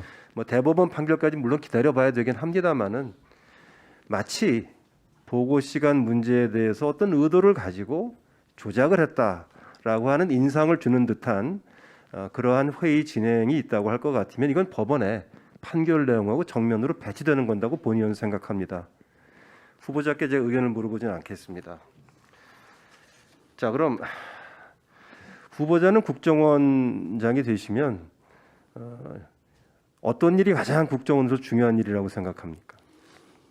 그 국정원의 그 존재 이유와 관련해서 정보를 수집하고 분석하는 그런 것이 가장 중요한 양대 분야인데 아까 존경하는 신원식 위원님께서도 지적하셨다시피 저희들이 이 분석 기법, 분석 능력과 또 이 수집 능력이 세계적인 수준에 가 있지 않고 또 과학 기술이 워낙 빠르게 발달하고 있기 때문에 그런 면에서 상당히 능력이 좀 부족한 점이 있다 이렇게 생각을 합니다. 그래서 그런 측면에서 과학 기술을 활용한 말씀드리면 AI라든지 또는 그 여러 가지 또 기술들이 있는데 항공 우주의 분야라든지 이런 것을 좀 더 그 정확하게 수집하고 또 그것을 분석하는 그리고 또 하나 저희가 이제 당면한 과제 중에 하나 제가 생각하는 것은 사실은 대부분의 정보가 90% 정도가 이미 다 공개가 되어 있습니다. 그래서 이 공개 정보를 어떻게 저희들이 수집한 정보와 합쳐서 신뢰도를 높이느냐 하는 것도 저희가 앞으로 처리해야 될 과제 중에 하나라고 제가 질의 생각합니다. 시간이 좀 있어서 하나 질문을 좀 하겠습니다. 자, 지난번 정부에서 북한의 김정은이 비핵화 의지가 있다라는 이야기를 대통령도 했고 안보실장도 했고 또 그것을 미국과 국제사회에 그렇게 전달을 했습니다. 지금 현재 평가해 보실 때 후보자는 김정은이 또 북한이 비핵화 의지가 있다고 보십니까? 저는 북한이 스스로 비핵화할 의지는 거의 없다고 봅니다. 김정은이 그 당시에 비핵화의 의지가 있다는 말을 했는지 안 했는지 본 의원은 모릅니다. 어떠한 표현을 얘기했는지 모르지만 당시에 북한을 방문해서 김정은 위원장을 만나고 돌아온 안보실장이 대국민 기자회견에서 김정은이 비핵화의 의지가 있다라고 얘기를 해서 모든 국민들 그걸 믿었던 것이죠. 그렇죠? 네. 자, 그런데 김정은이 비핵화의 의지가 있다라고 설사 얘기를 했다고 하더라도 북한의 정세를, 북한에 대한 정보를 정확히 수집해서 과연 이 말이 사실일지 아닐지 판단함으로써 그러한 정보와 분석을 제공해서 대통령께서 정확한 판단을 내리도록 하는 그런 기능이, 그런 책무가 국정원에 있다고 생각 안 하십니까? 그 있다고 생각합니다. 그러면 현재 보면 김정은이 비핵화 의지가 있다고 하는 말을 대통령께서, 우리 문재인 대통령이 여러 차례 국제사회에서 하셨는데 이 말이 허언이, 즉 결국 거짓말이 돼버렸어요. 대통령으로 하여금 국제사회에서 거짓말하도록 만드는 이런 일은 그 밑에 있는 참모들이 다 책임을 져야 될 일뿐 아니라 본 의원이 보기에는 북한의 의도를 정확히 분석해야 될 국정원이 자기가 맡고 있는 책무를 제대로 못한 결과다, 이렇게 보는데 어떻게 생각하십니까? 예, 동의합니다. 자, 그럼 앞으로 국정원은 북한에 대해서, 특히 북한의 지도자인 김정은이 생각하는 것을 최대한 정확하게 판단해서 윤석열 대통령이 북한에 대한 정책을 결정할 때 잘못된 결정을 하지 않도록 정보적으로 보좌하는 것이 가장 큰 책무라고 본 의원은 생각합니다. 어떻게 생각하십니까? 예, 의원님 말씀에 동의합니다. 그리고 이제 하노이 회담을 한번 생각해 보죠. 하노이 미북 정상회담이 실패로 돌아갔는데 당시 문재인 정부에서는 성공을 확신했던 것 같습니다. 왜냐하면 바로 하노이 회담 당일날 아침에 안보실 차장 인사를 했습니다. 이런 것들도 사실은 정보기관이 제대로 일을 했으면 대통령 위험성을 말씀드렸어야 되는 그런 사안이라고 본인은 생각하는데 그 부분은 어떻게 생각하세요? 예, 맞습니다. 이 정보 수집과 분석은 어떤 위의 의도에 따라서 선택적으로 해서는 안 된다고 생각을 합니다. 네, 조태영 의원님 수고하셨습니다. 다음은 노웅래 위원님 질의해 주시기 바랍니다. 예, 더불어민주당 노웅래 의원입니다. 아까 답변하는 과정에서 지금 상황이 엄중한 시기다 이렇게 답변을 하셨죠? 예, 그렇죠? 네, 맞습니다. 예, 실제로 지금 북한은 오늘도 탄도미사일 3발을 쏴댄 거죠? 예, 올해만 해도 그 이전에 벌써 16발을 쏴댄 거고요. 네. 그죠? 이렇게 엄중한 시기인데 지금 국정원장이 선임도 안 됐는데 국정원장 박지원 국정원장을 비롯해 국정원 1, 2, 3차장 기획조정실장까지 다 고위급 국정원 이 인사들을 다 국정원에서 지금 물러나게 했단 말이에요. 예? 네. 그렇다면은 안보 공백을 스스로 새 정부가 지금 한 것밖에 안 되는데 이거는 적절하지 않은 인사죠. 지금 뭐 대통령께서 하신 인사에 대해서 제가 말씀드리는 건 적절치 않습니다. 다만 지금 그 1차장이 대리로서 모든 것을 지금 일을 맡아서 하면서 공백이 없도록 최선을 다하고 있습니다. 제가 말씀드린 거는 적어도 국정원이 안보를 책임지는 대표적인 기관이라고 한다면 다음 원장까지 취임할 때까지 임기를 보장하는 게 맞죠? 그거에 대해서는 제가 말씀드릴 수 없습니다. 대통령 얘기만 나오면 얘기할 수 없다라고는 아니, 이건 대통령의 그건 소신 고유한 없는 인사권이기 국정원장으로서의 역할을 안 하겠다는 얘기랑 똑같은 거 아니에요? 그런 뜻으로 말씀드린 건 아닙니다. 아니 그러면은 당연한 거 아니에요? 안보 공백이 생기지 않게 하는 것이 당연한 거 그 아닙니까? 안보 공백이 안 생기도록 지금 최선을 예? 다하고 있습니다. 그리고 말끝마다 안보 하는 게 윤석열 정부의 기조 아닙니까? 예? 그렇다고 그런다면 안보 공백 생기지 않도록 사전에 차단해야 될 거고 그래서 내가 여쭤본 거예요. 예? 그렇게 앞으로 그렇게 돼야 되지 않습니까? 그 안보 공백이 없도록 하여튼 최선을 다하고 있다는 말씀을 드립니다. 그리고 아까 그 지금 1차장이 임명됐다고 하는데 국정원장 제청이 있어야지 대통령이 임명하는 거 아니에요? 그건 전임 원장께서 제청해서 임명한 걸로 제가 법적 절차를 그렇게 된 밟은 것으로 거예요? 알고 있습니다. 예? 지금 북한은 그냥 미사일 막 쏴대는데 지금 여기는 백신 접종을 북한은 시작 안 했죠? 예, 백신을 접종을 안 한 걸로 알고 있습니다. 그럼 접종 계획도 없는 겁니까? 그래서 북한에서 그런 그 백신에 대해서 저희들이 아시다시피 그 지원 의사를 밝혔는데 아직까지 거기에 대한 답이 없고, 아마 저희 알기로는 중국으로부터 이 뭐 긴급한 의약품 같은 것은 일부 공급을 받은 걸로 알고 있습니다. 김정은은 백신 접종했습니까? 안 했습니까? 그건 저희가 파악하지 못한 것으로 알고 있습니다. 그럼 현재 북한의 확진자 수는 몇 명입니까? 지금 그들이 밝힌 거는 168명이라고 돼 있는데 저도 그 통계 수치를 믿기가 좀 어렵습니다. 사망자 수는 몇 명이에요? 사망자 수는 68명으로 발표된 걸로 알고 있습니다. 그거밖에 안 된다. 예. 그게 맞는 북한 겁니까? 발표입니다. 예? 북한의 공식 발표 내용입니다. 그러니까 그게 맞다고 보세요? 그래서 저희는 근데 저희가 북한에서 그 밝힌 통계 숫자에 대해서 따로 객관적으로 그걸 검증할 방법이 없기 때문에, 그러나 제 판단으로서는 그것은 아마 사실과 좀 거리가 있는 통계 숫자가 아닌가 생각을 합니다. 아까 저 후보자께서 세월호 참사 관련해서 최초 보고 시간 관련해서 얘기를 여러 가지 해주셨는데, 결국엔 책임을 회피하기 위해서 최초 보고 시간 이거를 조작한 거 아니냐라는 비판이 있는 거고요. 실제로 세월호 참사 가족협의회에서 성명을 내신 건 알죠? 예? 예. 그런 지금 말씀드렸다시피 그거는 이제 그 검찰 수사 그다음에 재판 과정에서 그런 어떤 의도가 있었던 게 아니고 초기 혼란한 상황에서 그런 사고가 있었고, 나중에 그것을 사후적으로 좀 더 정확을 기하기 위해서 그래서 저희들이 마지막으로 그 된 것은 10시였다는 것이 자료가 그렇게 돼 있었고, 그래서 그에 따라서 그런 말씀을 드렸던 것입니다. 그거를 착오라고 표현하십니까? 예? 분명히 그거는 뭐 그 예? 당시로선 필요한 정보를 얻어서 10시라고 정했고, 근데 나중에 10시가 아니었잖아요. 그러면 잘못된 거죠. 그거는 잘못 이제 처리한 나중에 거죠. 검찰 조사에서 여러 예? 가지 모든 자료를 다 수집하고 저희는 검찰이 조사했다는 거는 사실관계를 정확히 진상을 네. 파악한 거 아닙니까? 근데 그건 사후적으로 저희들이 된 거고, 저희들은 그러니까 짜 당시는 맞췄다고밖에 볼 수 10시로 없는 알고 거죠. 있었습니다. 거기에 어떤 그 네, 골든 의도를 타임에 맞춰서 짜 맞췄으니까 한 거지, 그걸 착오라고 어떻게 그걸 짜 무책임하게 맞췄다고 말씀합니까? 말씀하신 데는 동의할 수 없습니다. 그럼 짜 맞춘 거 아니고 저희 그냥 의도적- 착오는 그럼 잘못된 거 아니? 착오도 잘못된 거죠. 근데 착오하고 의도 짜 맞춘 거하고는 다르지 않습니까? 저는 그걸 짜 맞췄다고 이렇게 말씀하시는 데는 개인적으로 동의하기 어렵습니다. 아니 그럼 사실관계가 달라졌는데 그거는 무슨 문제가 있는 거고, 예? 그렇다고 그런다면 짜 맞춘 거 아니면 어떤 뭐가 있습니까? 그게? 그 사후적으로 그럼 이제 결국에는 직무유기죠. 예?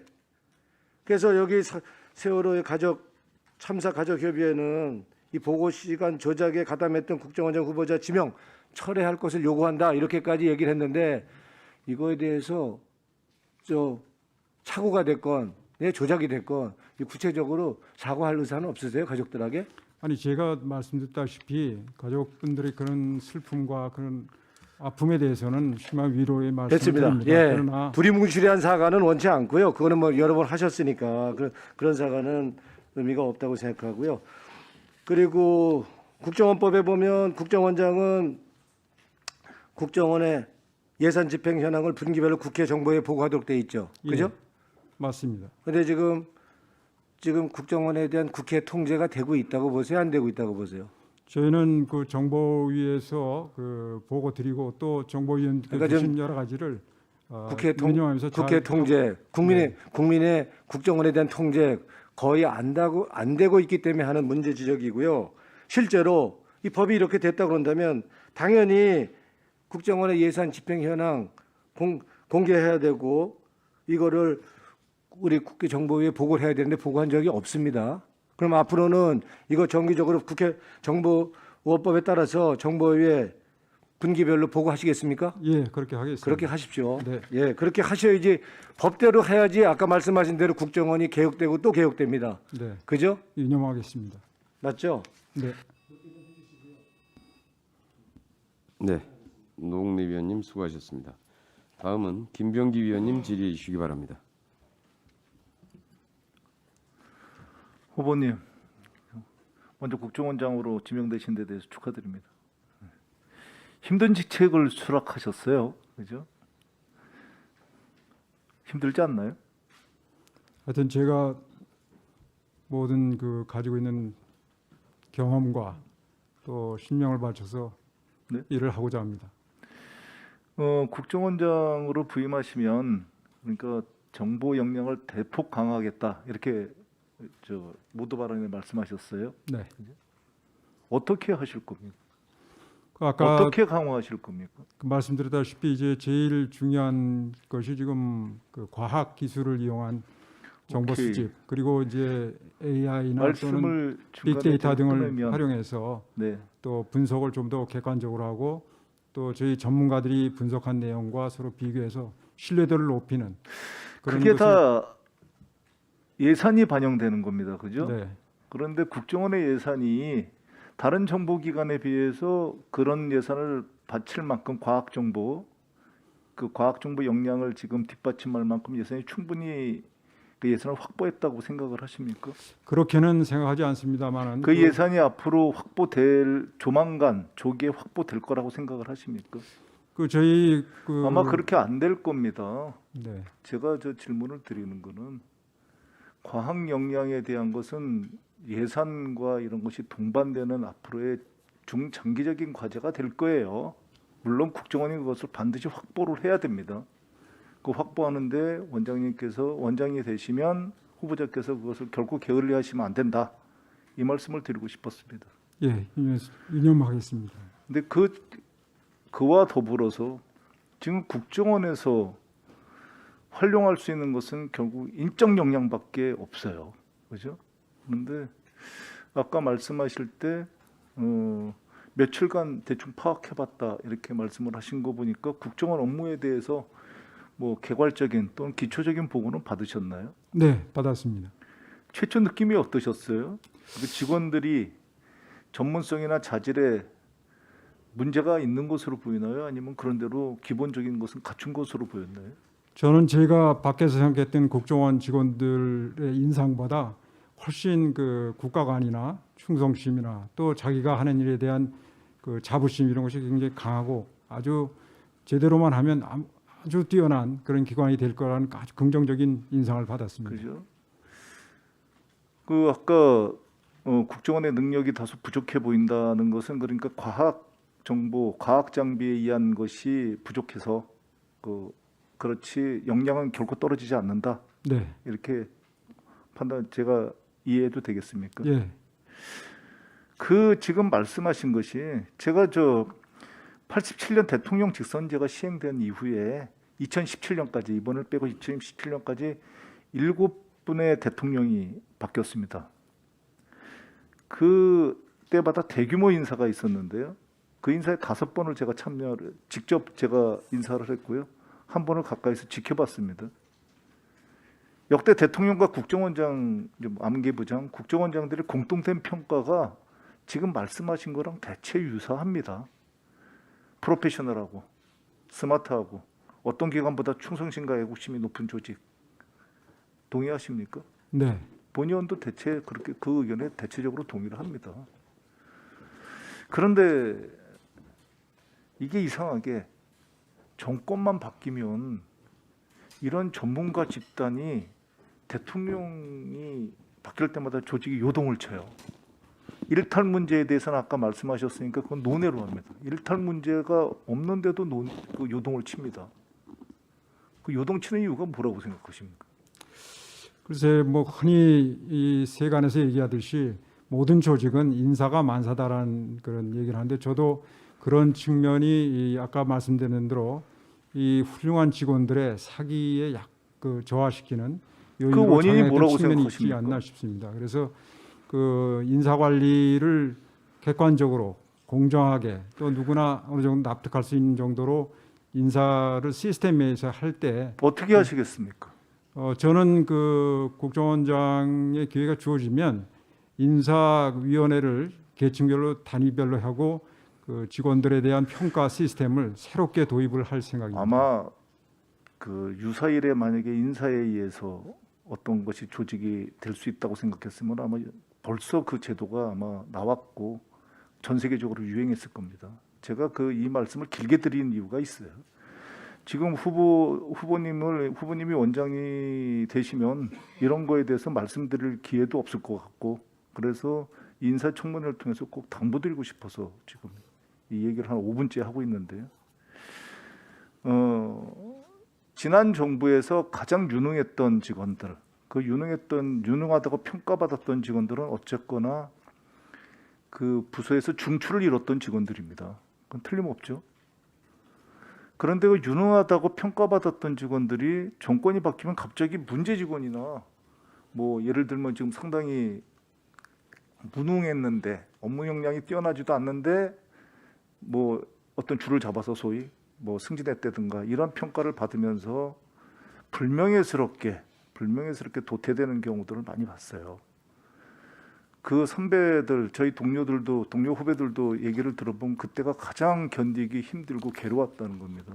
그리고 자기 30년이 부정당하는 것 같아서 굉장히 괴로웠다고 얘기를 합니다.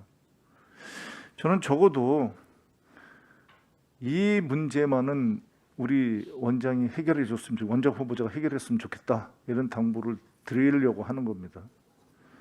이 조직이 다른 조직보다 유난히 이 인사에 대해서 정권만 바뀌면 잔인하고 집요하고 광범위한 보복성, 이런 것들이 반복되는 이유가 뭐라고 생각을 하십니까? 제가 아직 그거에 대해서는 구체적으로 뭐 파악을 못하고 있습니다. 저는 이렇게 생각을 해요. 직원들이 살고 싶기 때문입니다. 잘 모르시겠죠?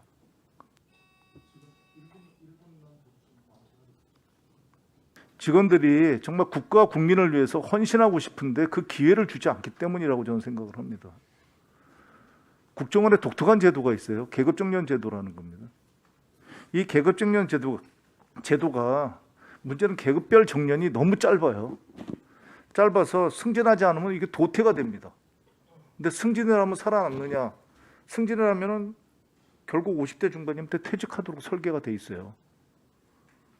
그러니까 서로 한 번만이라도 삐끗하면은 자기의 그 생존권에 문제가 되는 문제가 있기 때문에 굉장히 서로들 승진에 목을 매고 그거를 또 정권에 따라서 이용도 하고 이래가면서 이 문제가 굉장히 지금 해결이 되지 않고 있거든요. 그래서 원장이 되시면 이 계급정년 제도부터 손보고 없애십시오. 반드시 이 계급정년 제도부터 신중하게 제일 집중해서 보셔서 관련 부서로부터 보고를 받으시고 이 문제를 해결하지 않으면 이 문제가 국정원에서의 이런 문제가 모든 문제가 무한하게 반복될 거다. 그렇게 생각을 합니다. 이 문제 너무 중요하기 때문에 제가 비공개 때 다시 질의를 하면서 문제 해결을 같이 하도록 하겠습니다. 네, 위원님 말씀 유념해서 잘 살펴보도록 하겠습니다. 네, 김병기 위원님 수고하셨습니다. 다음은 하태경 위원님 질의해 주시기 바랍니다. 예. 그 이제 청문회 저희들이 자료를 받아보면 후보자 이제 이력 경력 쭉 보게 되는데 좀 특이한 그 이력이 있어서 제가 여쭤보는데요. 치대를 졸업하셨어요? 예, 맞습니다. 근데 치대를 졸업하기 전에 외무고시를 보셨어요? 네, 그럼 치대 공부는 아예 안 하셨어요? 치과대학 공부도 해서 면허를 땄습니다. 아, 졸업하셨어요? 예, 근데 이제 그 고민을 많이 하셨겠네요. 치과 의사로 살지. 제가 외무고시 합격한 그 이후에는 고민한 적이 없습니다. 근데 왜 치대 다니면서 외무고시 볼 생각을 했어요? 그 당시 80년경이죠? 저 개인적인 그런 거라서 좀 나중에 비공개 회의 때 좀 말씀을 드려도 되겠습니까? 아, 이것도 비공개로 말씀하셔요. 이 사적인 그런 거라서. 아주 사적인 계기가 있으셨단 예, 말이죠. 예. 아무튼 강진이 특이해서 무슨 사연이 있겠다 싶어서 여쭤봤고요. 그리고 제가 제보를 받은 게 하나 있는데 국정원 직원 중에 이제 부당해고를 당했다고 국가인권위원회 제소해서 지금 국가인권위원회가 조사하고 있는 사안이 하나 있던데 보고 받으셨어요? 그거는 제가 보고받지 못한 것 같습니다. 아, 보고 못 받으셨어요? 예. 그래서 이게 근데 국가정보원이 국가인권위원회 조사를 거부하고 있다고 제가 들었습니다. 그래서 이제 원래 문재인 정부 때 인권 보장을 유독 강조했고 또 중시했던 조직이기 때문에 아무튼 이거는 국가인권위원회 조사를 좀 수용했으면 좋겠다 하는 말씀을 드리고요. 만약에 국정원장이 되면 이 조사에 좀 응해 주시고 또 그 조사 결과가 나오면 좀 보고를 좀 제대로 해주셨으면 하는 말씀을 드리고요. 알겠습니다. 예. 그리고 전 국정원 성격에 대해서 좀 근본적인 질문을 하나 드리고 싶은데, 제가 이제 문재인 정부 국정원에 대해서 이렇게 비판한 적이 있어요. 문재인 정부는 통일부 장관이 2명이다. 국정원은 밤의 통일부 장관이다. 저는 통일부와 국정원의 업무가 좀 명백히 좀 구분되어야 된다는 생각이고요.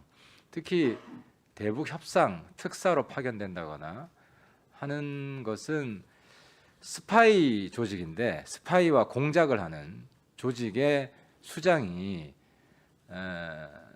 이제 북한 총수죠. 북한 총수에게 좀 잘 보여야 되잖아요. 서로 관계를 좋게 해야 되고 협상을 하려면. 그래서 심지어 이제 이런 문재인 정부 때 국정원장은 이런 발언까지 합니다. 북한 김여정이 한미연합 군사훈련 연기를 해야 된다고 하니까 국정원장에게 동조를 합니다. 그래야 남북 대화가 될 수 있다고. 사실 남북 대화가 필요하면 있을 수 있는 발언이긴 하지만 주체는 저는 국정원장이 아니라 통일부 장관이어야 된다. 왜 특히 강조를 하냐면 국정원의 어떤 대북 정책에 있어서 입장을 정해버리면 정보를 취사 선택하더라고요. 그 정책에 부합하는 정보를 주로 이제 선택하고, 그렇지 않은 반대되는 정보는 이제 버리고, 그래서 정보의 객관성이나 중립성이 상당히 훼손되고, 그러다 보면 우리 이 대북 태세 어떤 준비하는데 상당한 좀 혼란을 주고 또 잘못 오판으로 이끌 수 있는 여지가 강하다. 그래서 우리 이제 윤석열 정부의 국정원은 밤의 통일부 역할을 그만하실 건지 생각해 본 적 있어요? 지금 위원님께서 지적하신 내용에 대해서 저도 개인적으로 동의를 합니다. 이 국정원이 있고 통일부가 있다는 것은 각각 고유의 업무가 있기 때문에 존재하는 것입니다. 그래서 각각 자기가 각 부서가 맡은 그 업무에 충실하는 것이 국가 운영을 제대로 하는 길이라고 믿고 있습니다. 그러면 이제 문재인 정부에서는 국정원이 대북 백신 지원 업무 협상도 약간 주도한 측면이 있습니다. 주도적인 역할을 했는데 그것도 국정원이 하기엔 적합하지 않다고 보는데 어떻게 생각하십니까? 그러한 국정원이 그런 역할을 하게 된 연유에 대해서는 제가 파악을 잘 하지 못하고 있습니다만은 어쨌든 간에 뭐 당시에는 그런 필요성이 또 있었을 수도 있고, 그러나 앞으로 저희들은 이 윤석열 정부 하에서는 통일부는 통일부대로, 국정원은 국정원대로 자기 고유의 업무를 제대로 하도록 또 노력을 하고 협력을 하도록 하겠습니다.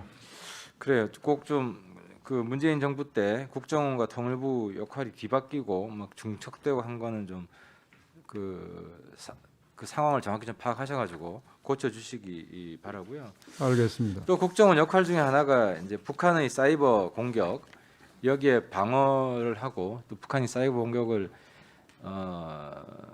제대로 하지 못하도록 또 보복도 하고 이런 역할도 해야 되는데, 이제 문재인 정부 때 제가 지속적으로 요청을 했어요. 미국 같은 경우는 사이버 안보 정보 공유법이라는 게 2015년에 통과돼서 이제 외부의 그런 해킹 범죄 수법 내용 이런 게 공개가 됩니다. 그리고 주요 기밀사항 해킹을 할 때 북한이 그 익명의 국민을 통해서 그 이제 정보 관계자를 뚫고 들어가는 그런 방법을 택하거든요. 그러니까 그 사람 친구죠. 그 사람 지인이나 그 사람 직원이거나 이런 사람 이메일을 해킹을 먼저 하고, 그리고 지금 무방비로 이 사람 해킹된 이메일을 지인 이메일을 통해서 당사자한테 뿌려가지고 안심하게 한 다음에 다시 오염을 시켜서 이제 해킹하는 수법을 씁니다. 이제 그 말은 우리 일반 국민들이 북한의 해킹 수법에 대해서 알아야 된다는 거죠. 그리고 경각심을 가지고 수상한 이메일이 올 때 이게 해킹 이메일이 아닌지 한번 생각해보고 그 특히 첨부 파일을 열어봐야 되고. 근데 이제 이런 일반 국민들의 해킹에 대한 경각심을 가지기 위해서는 그 해킹 수법들이 좀 공개가 돼야 되는데 문재인 정부 그래서 이 부분도 국정원이 공개 가능한 범위 내에서 국민들한테 교육 차원에서라도 알려주셔야 된다는 말씀을 드리고요. 또 한 가지는 이제 북한은 사이버 영역이 없습니다. 북한은 인터넷이 금지되어 있고 그래서 북한의 사이버 공격에 대해서 우리가 보복 사이버 공격을 할 방법이 없어요. 그래서 보복 공격은 다른 수단을 써야 되는데 그 북한이 굉장히 아파하는 보복을 해야 북한도 우리가 남쪽 해킹 공격을 했을 때 자기들이 크게 아프구나 당하는구나 싶어서 주춤할 텐데 북한이 가장 아파하는 거 하나가 이제 대북 전단입니다. 근데 지금 보면 대북 전단 금지법 때문에 정부 기관에서 보복 차원에서 전단 보내는 것도 못 보내게 돼 있어요. 그래서 이거는 우리 안보의 상당한 취약점이다. 그렇잖아요. 자기들은 공격만 할 수 있고 보복은 안 당한다 그러면 계속 공격만 하지. 그렇잖아요. 정부 차원에서 보복성 전단을 허용하는 이런 좀 법 개정은 저는 필요하다고 보이고요. 국정원에서 검토하셔서 정부 쪽 의견을 좀 알려주시면 좋겠습니다. 잘 알겠습니다, 의원님. 네, 하태경 의원님 수고하셨습니다. 위원장도 몇 가지 확인하겠습니다. 정보는 국가 경쟁력이다라고 하는 것에 대해서 동의하십니까? 예. 우리의 대북 정보 수집 분석 능력이나 해외 정보 수집 능력에 대해서 어떻게 평가하고 있습니까?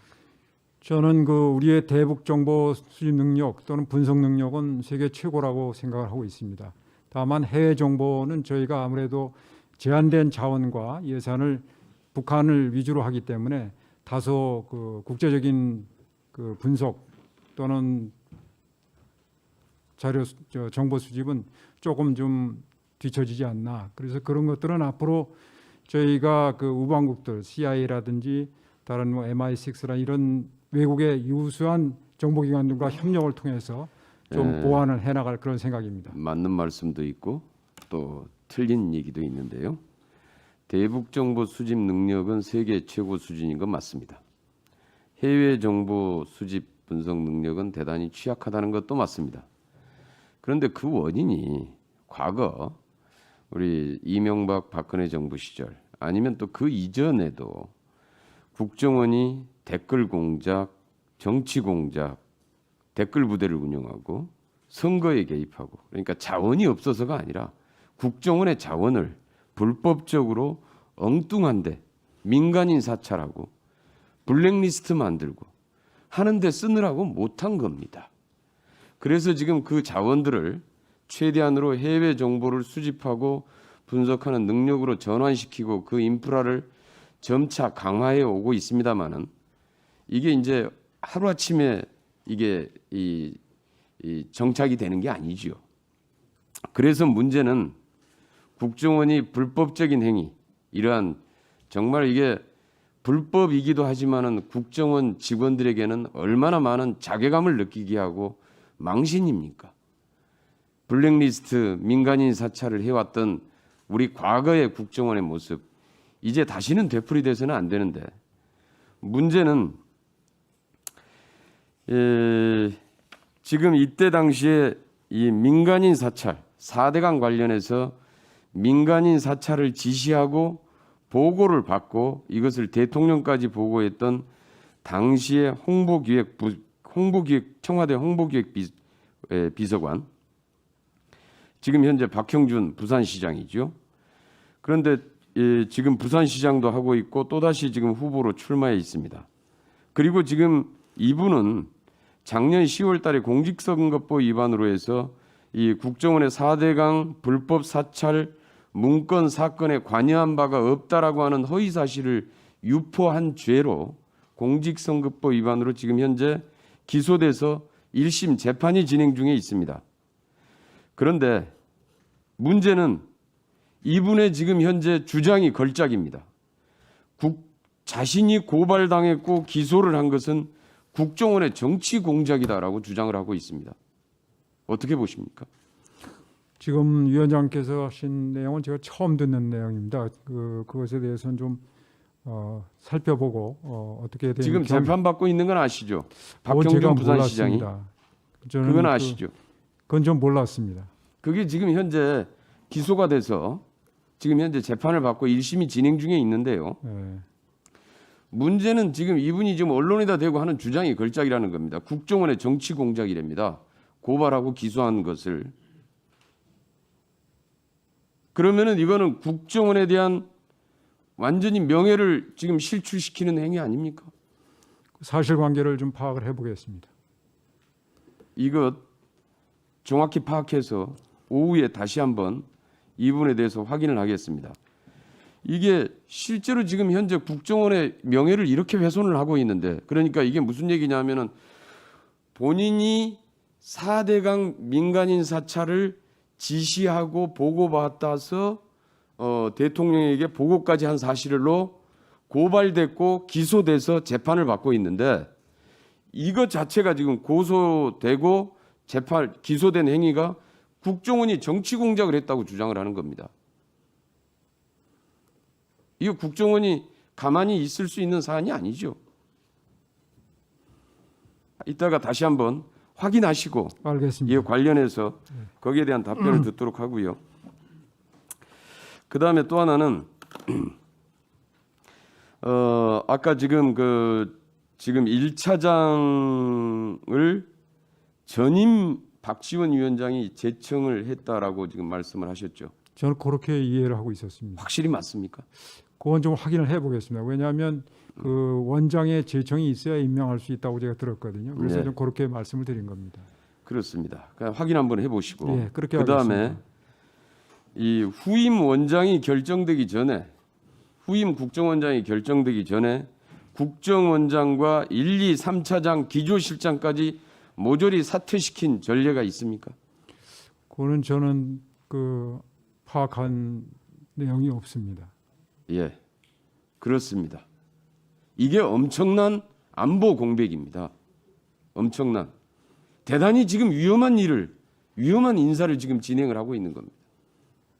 어떻게 후임 국정원장이 결정되기도 전에 국정원장을 포함해서 1, 2, 3차장, 기조실장까지 한꺼번에 다 사퇴를 시킵니까? 그리고 국정원의 공백 상태를 만들어 놓습니까? 말씀드린 바와 같이 안보 공백이 없도록 하기 위해서 차장으로 해서 아주 최대한 지금 일을 하고 있고, 그런 차원에서 제가 실제 드러난 어떤 문제점은 없는 것으로 저는 알고 있습니다. 1차장 한 명만 있으면 안보 공백은 없습니까? 거기에 이제 말차장의 모든 조직이 정상적으로 지금 가동 중이기 때문에 제가 아는 한은 어떤 안보 공백이 발생했다는 얘기를 들은 바 없습니다. 그러니까 지금 현재 1차장 한 명만 있으면은 안보 공백이 없는 상태가 되면은 국정원장이나 2, 3차장, 기조실장 다 필요 없습니까? 그런 뜻으로 말씀드린 건 아닙니다. 현재 저희가 수행하고 있는 임무에 어떤 공백이 발생해서 안보에 차질이 있었다, 그런 얘기를 듣지 못했다는 얘기입니다. 지난번에 북한이 미사일 3발 발사했을 때 NSC 회의조차도 소집을 안 한 것으로 질타를 받은 적이 있습니다. 지금 현재 북한의 상황이 정확히 파악되고 제대로 보고되고 제대로 여기에 대해서 대응을 하고 있는지에 대해서 이건 대단히 중요한 문제입니다. 그런데 지금 우리 국정원에서 지금 현재 발생하고 있는 지금의 문제를 보면은 과거에 전례에 없었던 인사가 이번에 이렇게 무리하게 지금 진행이 됐던 겁니다. 그러면서 지금 발생한 이 안보 공백들이 존재합니다. 이 부분에 대해서 지금 다시 한번 우리 후보자께서 정확히 파악을 해보시고 이따가 오후에 다시 한번 그 부분에 대해서 답변을 해주시기 바랍니다. 알겠습니다. 네. 예, 이상으로 주 질의를 마치려고 했는데 김민기 의원이 방금 도착을 해서 김민기 의원께 주질의 시간을 드리도록 하겠습니다.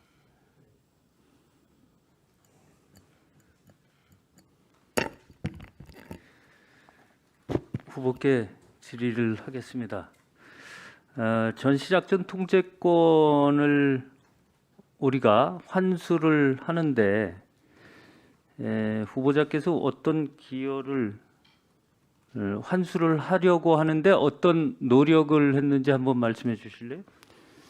그 전시 작전권 전환 문제는 제가 국방부에 국제협력관으로 근무할 때 다뤘던 사안입니다. 당시 미국과의 협의를 통해서 저희가 그 전시 작전권을 언제 이양하는 것이 맞는지 그러한 협의를 하는 과정에 참여했었습니다. 그것 빼기 기억이 없습니까? 아니, 제가 지금 무슨 말씀을 드리려고 하냐면은 우리 후보자께서 전시작전 통제권 환수를 할 당시에는 호랑이를 그렸어요. 그런데 지금 고양이도 못 그리는 상태로 왔거든요. 그래서 지금 우리 후보자께서 호랑이를 그릴 그 시점에 대해서 묻고 있는 거거든요. 근데 참 잘하셨단 말이죠. 그 당시에 전시작전 통제권 환수를 할 그 당시에 참여정부 당시에요. 그래서 그 당시에 논의가 있었던 것에 대해서 말씀을 좀 해달라는 겁니다. 그 정시 작전 통제권 문제는 예. 지금 위원님께서 말씀하셨다시피 굉장히 중요한 문제입니다. 그러나 그것을 할 때 고려 사항은 한반도와 동북아의 안보 정세라든지 또 그 북한이 제기하는 위협의 문제라든지 이런 것이 종합적으로 고려돼야 되는 것으로 생각을 합니다. 당시의 안보 상황과 지금의 안보 상황은 질적으로 많이 다르다. 단적으로 말씀드리면 노무현 정부 당시에는 미중 관계가 굉장히 좋은 관계였습니다. 그래서 그 국제 정세, 이 동북아 지역의 안보 정세가 그다지 지금과 같은 상황이 아니었고 또 북한이 제기하는 위협도 지금보다는 훨씬 그 강도가 낮은 그런 상황이었습니다. 그러나 잘 아시다시피 지금 미중 간의 전략적 패권 경쟁이 격화되고 있고 또 북한이 미사일 또 계속해서 개발하고 핵도 6차에 관한 실험을 했습니다. 그래서 안보 환경이 완전히 변했기 때문에 저희가 그 국가 안보를 지키기 위해서는 그 변화된 안보 환경에 맞는 그러한 그 동맹 체제를 구축해야 되기 때문에 그렇게 된 것으로 저는 이해하고 있습니다. 잠깐만요. 네. 우리 보좌관 그 그림 좀 띄울 수 있을까요? 한번 띄워봅시다. 지금 저는 후보자님을 칭찬하려고 한 거예요. 무슨 얘기냐면 지금 후보자님께서 전시작전 통제권을 환수할 당시는 병렬형이었어요. 병렬형. 아실 거예요. 합참이 주도하고 그러니까 우리 국방부가 주도하고 한미연합사가 미국 한국사령부가 지원하는 형태의 한국군 주도 미군 지원의 형태의 우리 전시작전 통제권을 갖고 오게 됐던 것을 설계하는데 우리 후보자가 관여를 했다. 그건 정말 잘한 일이에요. 자, 그런데 저게 흐릿해서 잘 안 보이나요? 예. 후보자님 보입니까? 잘 안 보입니다. 잘 안 보여? 네. 불을 좀 꺼보시는 게 어떤가 싶어요. 예? 예. 자, 그런데 이것이 박근혜 정부 들어서 합참 주도형으로는 옵니다. 즉 그림 세 번째인데 이게 이것도 합참 주도형인 미래사령부 형태예요. 그러다가 그 이후에 다시 한미연합사령부로 오는데 이때에 즉 그렇게 잘 만들어 놓고 국정원이 받지 않는 공작을 해요. 받지 않는 공작. 그러니까 우리 전시작전 통제권을 한국이 받아오는 것을 받지 않는 공작을 국정원이 한다. 그런데 지금 우리 후보자께서 인준이 되면 국정원장이 되는 거거든요. 그런데 후보자께서 잘 설계했던 전시작전 통제권 환수의 의지를 국정원이 반대하고 국정원이 공작을 해서 그걸 지금 산으로 가게 만들었다, 이런 얘기예요. 그런데 아까 우리 후보자께서 말씀하신 게 전시 상황이 변했고 저 전장의 상황도 변했고 그렇다는 거 아닙니까? 예. 그 변했으면 변한 대로 가야죠. 지금 현재 전시작전 통제권이 어떤 형태로 가고 있는지는 아십니까? 그 이후에 저는 그 추적은 하지 못해서 자세한 내용은 잘 모릅니다만은 어쨌든 간에 지금 말씀드린 대로 저희 한반도와 동북아의 전략 환경의 변화에 따라서 한미 간에 수기를 하고 그래서 가장 적합한 형태가 무엇인지 그걸 도출해내서 추진하고 있는 것으로 알고 있습니다. 그래요. 그 후보자님, 그렇게 말씀을 하시니까 이제 이 시청하시는 국민들께서는 그럴듯하게 보입니다. 그런데 놀라운 사실이에요. 맨 처음에 한미 연합사령부가 생긴 건 아시죠? 네. 그 연합사령부 주한미군 사령부가 유엔군 사령부가 연합사령부가 생겨서 유엔군 사령부가 전시작전 통제권을 갖고 있다가 그 다음에 78년도에 한미 연합사령부가 생겨서 전시작전 통제권 갖고 있고요. 그 다음에 노무현 대통령이 추진했던 거 병렬형이라고 해요. 독립형이라고 그래. 한국군이 주도하고 미군이 지원하는 형태. 그림에서 저기 2번 저건가요? 네, 저 형태입니다. 그런데 이때 후보자님이 관여하신 건데 정말 잘했다니까요. 저거 잘한 거예요. 그런데 이명박 정권이 들어서면서 전시작전 통제권 갖고 오기 싫어진 거예요. 싫어지니까 차일피일 시간을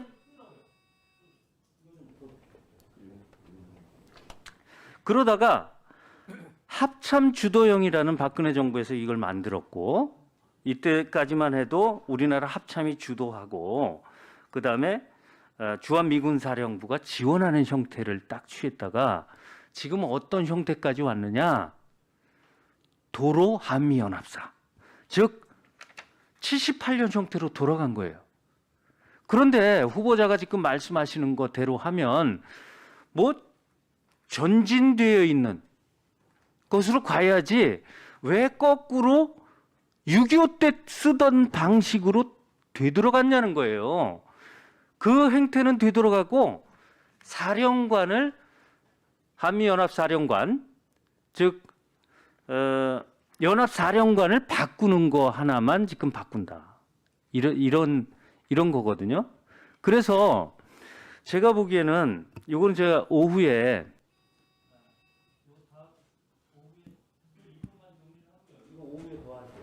오후에 계속하세요. 1분 더 드렸는데 그냥 왔어요.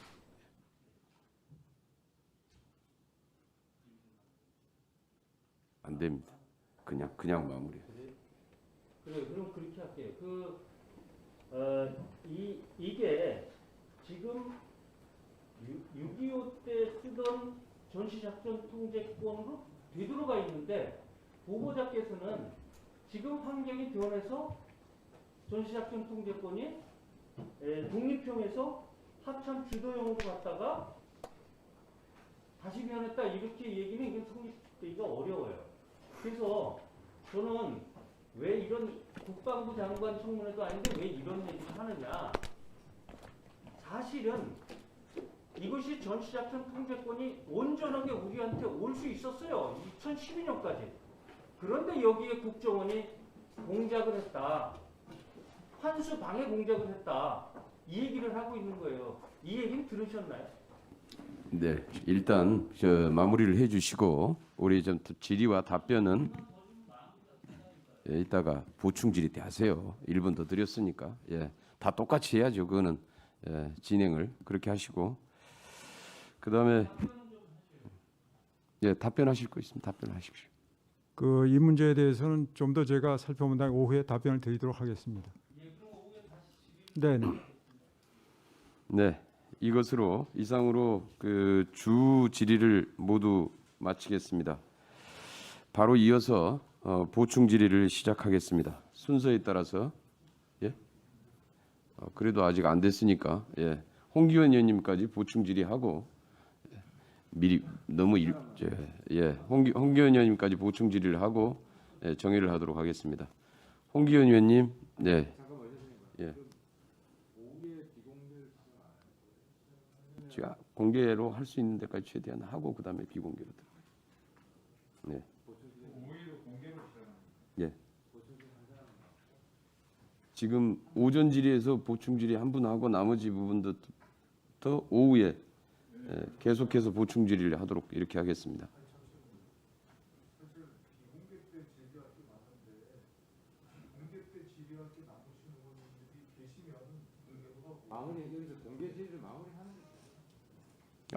그러면은 공개 질의 더 하실 분, 더 해야 될 것 같습니다. 그러니까 지금 일단 우선 그러니까 시간은 홍기현 의원님 보충 질의 하시고 12시에 그다음에 정회하고 2시에 속개해서 공개 회의로 더 질의를 계속하도록 이렇게 하겠습니다.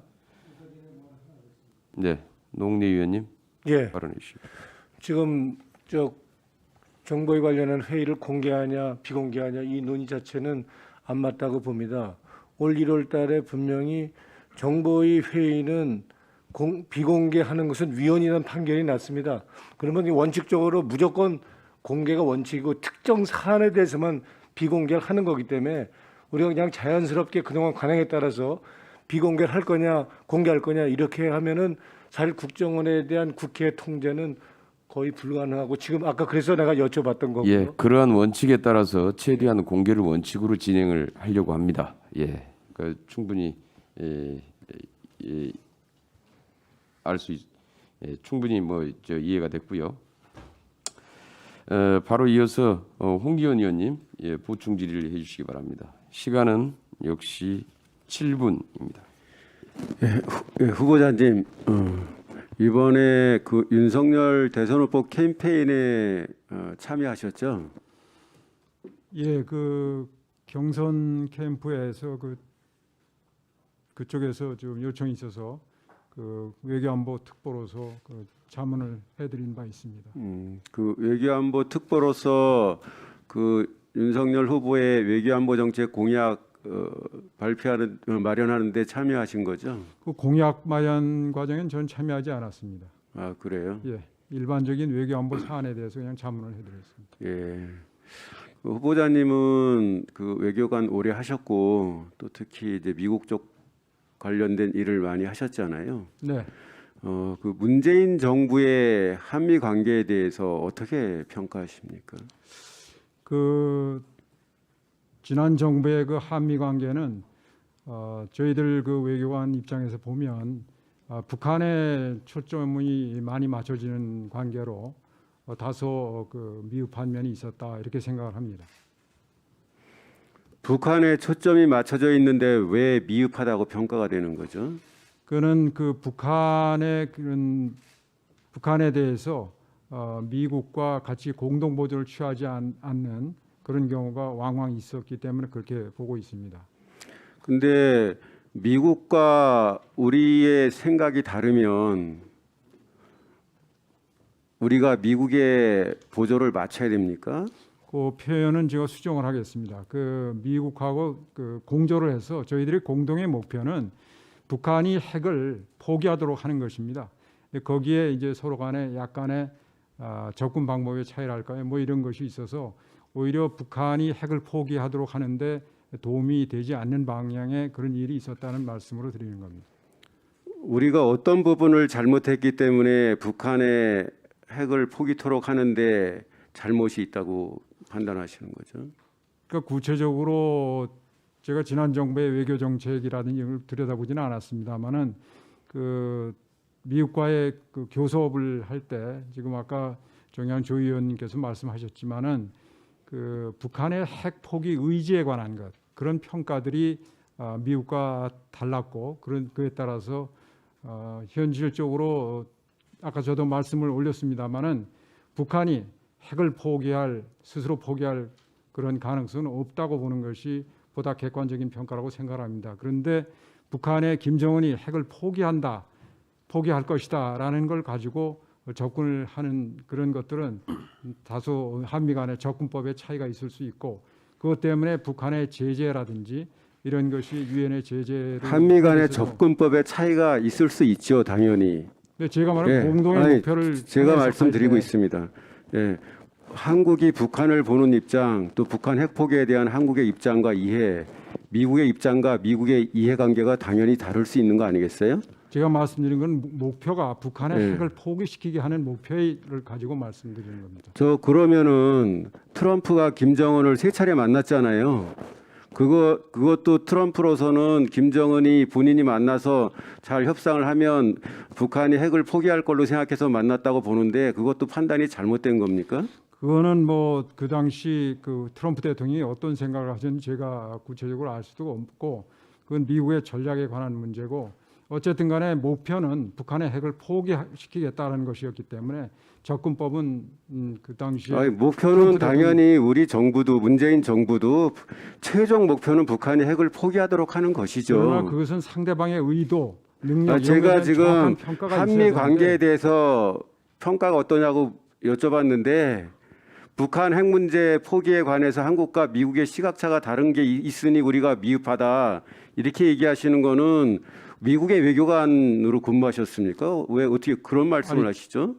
그런 뜻으로 말씀드린 건 아닙니다. 우리가 공동의 목표를 정하고 갈 때는 네. 서로가 가용한 자원과 어떤 것이 가장 효과적인 방법인가에 대해서 논의하게 되는데, 한쪽은 한국과 북한이 포기할 의사가 제가 있다고 생각하고 말씀드릴게요. 한쪽은 없다고 한국과 생각하기 때문에 미국이 긴밀하게 협의해서 문재인 대통령이 김정은을 만났고, 또 한국과 미국이 잘 협의가 돼서 트럼프가 김정은을 3차례 만난 거 아닙니까? 그건 맞죠? 네. 서로 그런 일들이 이해가 일치됐기 때문에, 또는 공감대가 형성됐기 때문에 이렇게 진행이 된 거잖아요. 제가 말씀드리는 것은 예. 가장 중요한 것은, 우리가 항상 정부에서 중요한 것은 상대방의 능력이 어떻게 있고 의도가 어떤가에 대한 판단입니다. 제가 여쭤본 의도에 대한 거는 판단이 틀렸기 때문에. 저 후보자님, 네. 제가 여쭤본 거는 북한 핵 문제에 대해서 어떤 시각을 갖고 있느냐를 여쭤본 게 아니고요. 한미 관계가 어떠냐고 물어봤는데, 한국과 미국이 북한 핵 문제에 대해서 보는 시각이 다르니 우리가 한미 관계에 있어서 미흡한 점이 있다, 지금 그렇게 말씀하셨잖아요. 그러니까 그렇게 다르기 때문에 예. 그 평가가 다르기 때문에 네. 접근법의 차이가 있을 수밖에 없고, 예. 그것이 우리가 최대한의 효과를 낼 수 있었음에도 불구하고 그것을 다 이루지 못한 데 대한 예. 저의 그 소견을 말씀드린 겁니다. 아니 근데 그게 한미 관계가 미흡하다 하는 근거가 될 수 있는 거예요? 지금 저 후보자님 말씀 듣고 있으면은 미국의 외교부 장관이나 또는 CIA 그 수장이 하는 말씀 같아요. 저는 그런 어떻게 한미 관계를 평가하는데 그렇게 얘기하시면서 문재인 정부의 한미 관계는 좀 미흡했다, 이렇게 판단을 하시죠? 제가 말씀드린 건, 우리 안보의 가장 지금 큰 문제는 북한 핵 문제입니다. 이 그거를 문제를 문재인 해결하기 정부가 위해서 모르고 있습니까? 미국과의 그 보조를 취해서 같이 나가는데 예. 미흡함이 있었다, 이렇게 말씀을 드린 겁니다. 어떤 부분에서 보조를 취하는데 미흡함이 있었는지를 제가 여쭙습니다. 그래서 제가 말씀드렸지 않습니까? 그 상대의 의도, 능력을 평가하는 데서 서로 차이가 있었기 때문에 예. 사실은 그것으로 인한 여러 가지 구체적인 조치에서 우리가 보다 최대한의 그 협조를 통해서 얻을 수 있는 그런 그래서 것들이 다소 미흡한 점이 그래서 있었지 않나, 예를 이렇게 생각한다는 들면 겁니다. 트럼프나 또는 바이든 대통령이 문재인 정부에 대해서 문제 제기를 한 적이 있습니까? 그거는 제가 뭐 파악한 것은 없습니다. 아니, 그런 것도 파악하지 않으셨으면서 한미 관계를 물어보는데 북한 핵 문제에 대한 미국과 한국의 생각이 좀 다른 부분이 있다고 하면서 한미 관계가 미흡했다, 이렇게 평가하시는 게 저는 도저히 이해가 안 됩니다. 그 의원님 말씀은 잘 알겠습니다. 그러나 그 저의 생각을 물어보셨기 때문에 제가 생각하는 것을 말씀드린 겁니다. 제가 그 후속 질문은 이따 오후에 하겠습니다. 예, 홍기현 의원님 수고하셨습니다. 그러면 오전 회의는 여기까지 하고 정회했다가 14시 오후 2시에 속개하도록 하겠습니다. 정회를 선포합니다.